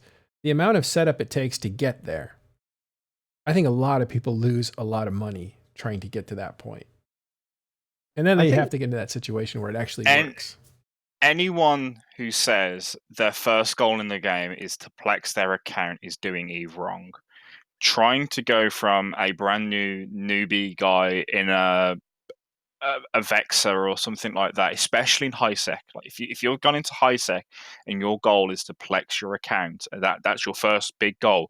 Just do not do it. You will kill yourself before you get there. It's so much effort to get a single month's worth of plex, especially in high sec. Null sec is not so bad, but it's not enjoy the game. That's the big thing. It's not even really a goal anymore, is it? Imagine you're like a school counselor, right? And this 15-year-old kid comes into your office and is like, yeah, I'm so pumped. I want to get started right away. I want to get a job and I want to work. And you go, okay, well, what do you want to do for a living? I don't know anything about anything. I know I want a job. That's kind of what it's like to put forward wanting to have, wanting to plex your account before understanding the game, especially if you're not going to pay for it. Like if you're going into it with the mentality of I pay $15 a month for my hobby and therefore I don't care and I want to invest in this, by all means, go Omega as soon as you want. But if you are an alpha, your number one goal should not be how do I become an Omega? Your number one goal should be how do I understand this freaking game? Because eventually you're going to figure out how exactly you want to make that money. It's not just making the money, but understanding how you want to make it, and then understanding what Omega can or can't do for you to get you that, and then purchase Omega. One of the important things to note is that you can live as an alpha perfectly happy training skills for free for like 7 months. And that is free training. So if you decide to pay CCP money during that time, you got to think about it. You're saying, hey, you're giving me these skill points for free, but I want to pay you for it just to get it twice as fast. And that's cool. If you want those skill points that fast, then that's great. That's all for you. But just realize that that's what you're doing. So if you want to, understand the game, take your time as a free account where there's no expectations of you. You can just train whatever you need to train, and fly around in ships that don't matter. And then once you feel like you understand where you might want to start making your mark, then move on that place. If it's kind of an Yeah. old goal, though, right? Am I wrong about that, or do people still say No, it's still a Uh-huh. new guy. It's still relatively new. I came back to Eve in 2016, I think. And I was a high sec Care Bear. I came back. My old corp had died by the time I rejoined. I went to a new corp, and a 2-day-old brand new account joined the corp. I sort of knew the ropes, knew what was going on. I got chatting to them. I says, what are you looking to do? What's your funny? She goes, I like mining. I'm in a venture at the moment, and I'm going to do that. And I'm like, okay. So she's mining in a 0.5 system, so she get access to the decent high sec course. Still not fantastic. Mhm. And so I go to, so what's your own goal? And she goes, I want to plex my account. And I'm like, okay, how are you going to do that? I'm going to mine it. And I ran the math, and it was something like 200 plus hours of high sec mining with like the good ores to be able to plex her. Yeah. Well, yeah. Is this, I by the think way, that's awesome. let me interrupt.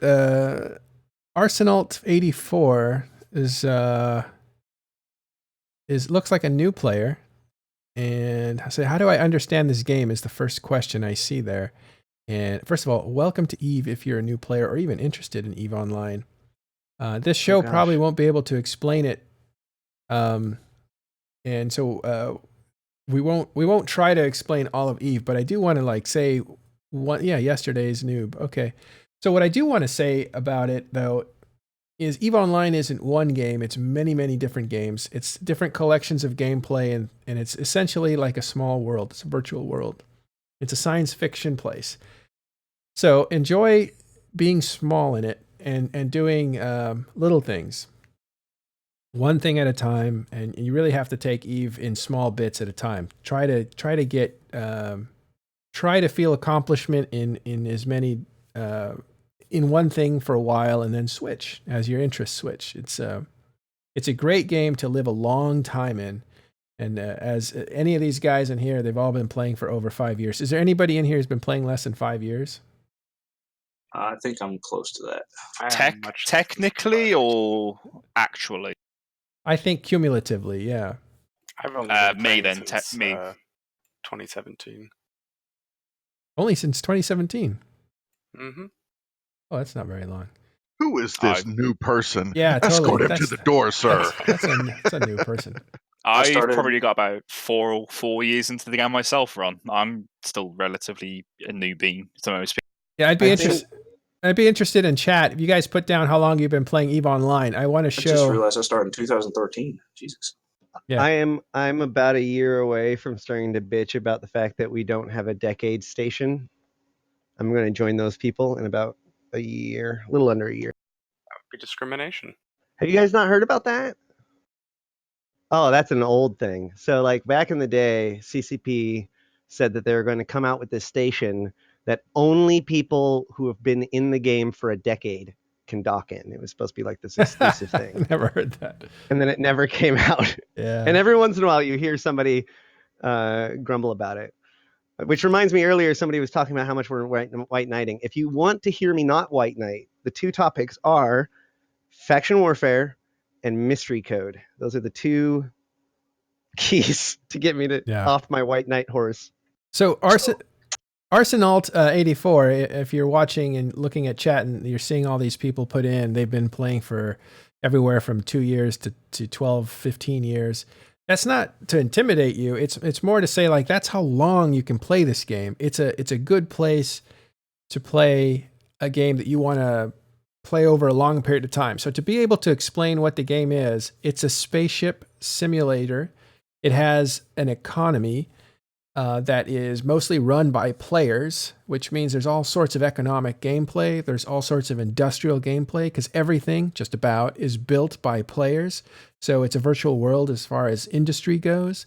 And it also has a lot of ship-to-ship combat that results in pirating or on the grand scale of things, sovereignty domination around the edges of the map, which is what we were just looking at. When we look at the influence map, we're actually looking at the entire map of EVE Online, and that center in the middle is space that is owned by NPCs, non-player characters. But all this colorful stuff, that's all dominated by players. And they dominate it through war, through ship-to-ship combat, but also through the industrial power. So IUM10, I think that's how you pronounce it, linked 2 videos that are key if you want to really understand what EVE is. The first one is a new trailer that actually came out just about a month ago, less than a month ago, which is really a good just kind of walkthrough of all of the facets of EVE, or at least an introduction to it. And then the second one is, I'm pretty sure the This Is EVE trailer, which is what they did was they had players submit and they otherwise collected audio like the recordings of players in like Ventrilo or TeamSpeak or whatever they use.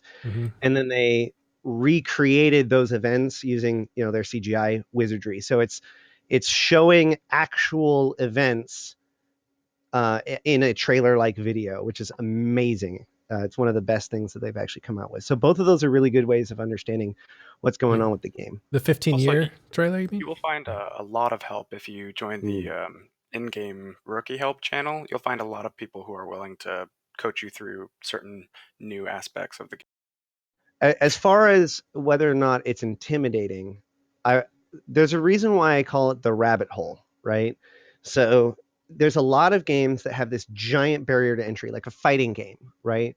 You have to learn every single move, every single combo before you can even like begin to compete on the level that most people are competing in.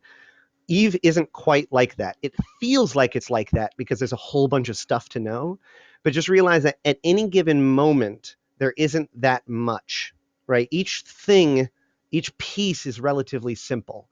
It's just the connection between all of the pieces. Everything leads deeper and deeper and deeper, like a rabbit hole. So it's one of those things where at any given moment, you can feel both like you're on top of it and that you're totally lost. My personal recommendation for any new players coming into EVE is do the tutorial, go for the epic arc, the Sisters epic arc, do that. Always ask questions. You've got the rookie help channel for the first 30 days. Ask as many questions in there as you want. There's brand new players in there just like yourself. There's also experienced helpers in there from the ISD who know the ins and outs of the game that can support you. My next thing is that if you find the sort of niche you want to go and do is perhaps join like EVE University or a newbie focused organization like Karma Fleet, Brand New Bros, or something like that, because they've got systems and trainings and people there set up ready to welcome in new blood into the game and help them through to, prosper, so they can make the risk, they can not lose the ships, they can, do as well as they can in the game and hopefully retain them. All right. Places like Karma and the other small corps like that are newbie friendly corps. They're really great places to learn. Can't stress them enough. And there's always going to be people in EVE that's going to help you out. There's one last thing. Go ahead. I'll say he's really lucky. He's gotten in here and he's seeing this. Like I started a brand new corporation when I first started EVE, like 2 weeks, and I literally went from system to system, just talking to folks. And you'd be surprised at how blind a lot of the high sec groups and those people are to anything outside that little sphere right there. Yeah. I want to say that this is not the right place to figure out what EVE is. We can't go on. You've heard some things. Hopefully that entices you to play more. If you're legitimate. I don't even know if you're legitimate. Like for real though, if you really want to go to a stream and find out about EVE, one of the things that's really cool is that CCP hosts other streamers on their stream. So if you just want a good variety of different streamers doing different things for EVE, you can subscribe to the CCP Twitch channel and just watch all different kinds of different people play EVE. Here's the thing. Ask those questions there. Here's the thing, because he's asking questions like, so if you die, do you come back to life? Like, those are such basic questions that get taken care of in the first week that you need to play the game to understand those. We probably won't go into them. And Eve is also psychological warfare, and you're playing Eve all the time, not just when you're in the client. So you asking very basic questions to get this experienced group here on air and also in chat to talk about all the really basic concept of EVE Online, you can see that everybody's throwing themselves at new players to help them because it's such a worthwhile game and you want to get more people past that terrible learning curve. So we can actually be played, like our sympathies can be played by someone who's experienced asking us very basic questions. And so we are always on guard that we're just being taken for a half-hour ride by someone who isn't even a new player, who's somebody who's just throwing us basic questions that we could dive into. Why people do that? Because people get their kicks doing all kinds of different things. You say that, All that but to say, you don't know me very well, all obviously. that to say, psychological warfare is a big component of EVE Online. It's played 24/7, 365 days a week. Sorry, I mean a year. And it all takes place on r/Eve. Well, So not really. I do want But, to point out one thing. Yeah. I've been playing this game for over 12 years, and I still, to this day, do not know everything in the game. It will take you a long time to get a good grasp on it, at least a week to get a good grasp on the basics. And after about a month, you've dove in, you'll be doing pretty good for a while. Just take your time with the game and learn what you can, read and learn, and pay attention to other people as well. That's very true. I have to step out, but thanks, Matterall, for hosting the public forum. Yeah, thanks for coming around. Arsenal, Too. see you guys. Bye. Bye. Thanks. Arsenal 84. If you are indeed an actual new player, then congratulations. It's a great game. You'll enjoy it. The reason I say that portion there is because EVE can get so deep that it's played on a level of people tricking other people just to spend a lot of time trying to help a new guy. And that would be a totally legitimate thing that happens in EVE Online. So the point is that new players are a precious commodity. People definitely want to help them. They want to spend time bringing them up. There's just a huge amount of knowledge transfer that can happen either through our programs, our Discord, or in the game and in-game channels. There's a ton of people who are willing to help you out. There's also a ton of people willing to trick other people, and they will use all means necessary, including posing as innocent players that are just starting out in the game and stuff like that. So there's a little bit of resistance. If you face that resistance, don't be alarmed by that. It's just the nature of the game is anything goes on this virtual space simulator. Okay, so we kind of have to wrap it up, but I could I could play us out with a video. Maybe I'll do that in just a second. Anything else you guys want to talk about? I actually still have to go to work. It's morning over here in California place. No, go to work, dude. Real life is more important than EVE. That's one of the mantras that we should definitely enforce. Yeah, don't lose your real job. I govern my own schedule, so I'm pretty insulated, but it is time to show up my face at work. I was just looking through Tweet Fleet. That's another place. You see this hashtag Tweet Fleet? That's for EVE Online. Tweet Fleet is what people use to kind of communicate with the players of EVE Online. It's not official or anything. It's just community made. So check that out if you're familiar with Twitter. And yeah, all right. I guess we can wrap up. I'm gonna bring this. You guys have anything else? We got to leave some stuff for the shows, right? We're going to cover all this stuff on the shows and on open comms too, in a deeper way. You literally said, I think it was like 45 minutes ago, hey, do you guys have anything else? You'll just start another half-hour tangent, Matterall. Wrap it up. Okay. He's trying to get out of work. Yeah. No, I just don't want to say, oops, sorry, got to go. And then, but anytime you want, hang out in public chat. It's always open for you guys. All right, let me play this video I really like here. This is probably my favorite video in a long time for EVE Online. Let's see if I can do this. All right. On 6th of May 2003, a universe was born. An expanse of untapped potential. Then came life. And union.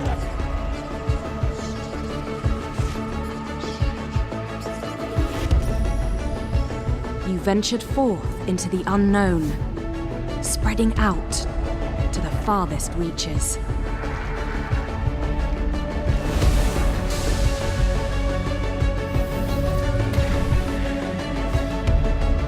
Humble beginnings gave way to pioneering frontiers.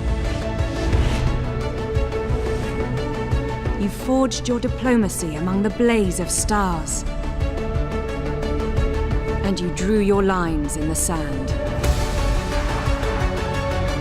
Your rivalries shaped your world, triggering wars of unprecedented scale. Breathing life into the galaxy, you wrote the history of Eve.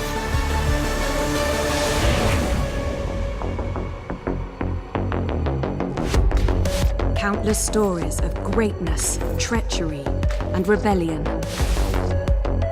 A tapestry of emerging and collapsing empires. As the greatest events of your past and the achievements of your community have become legend. The future is yours to write.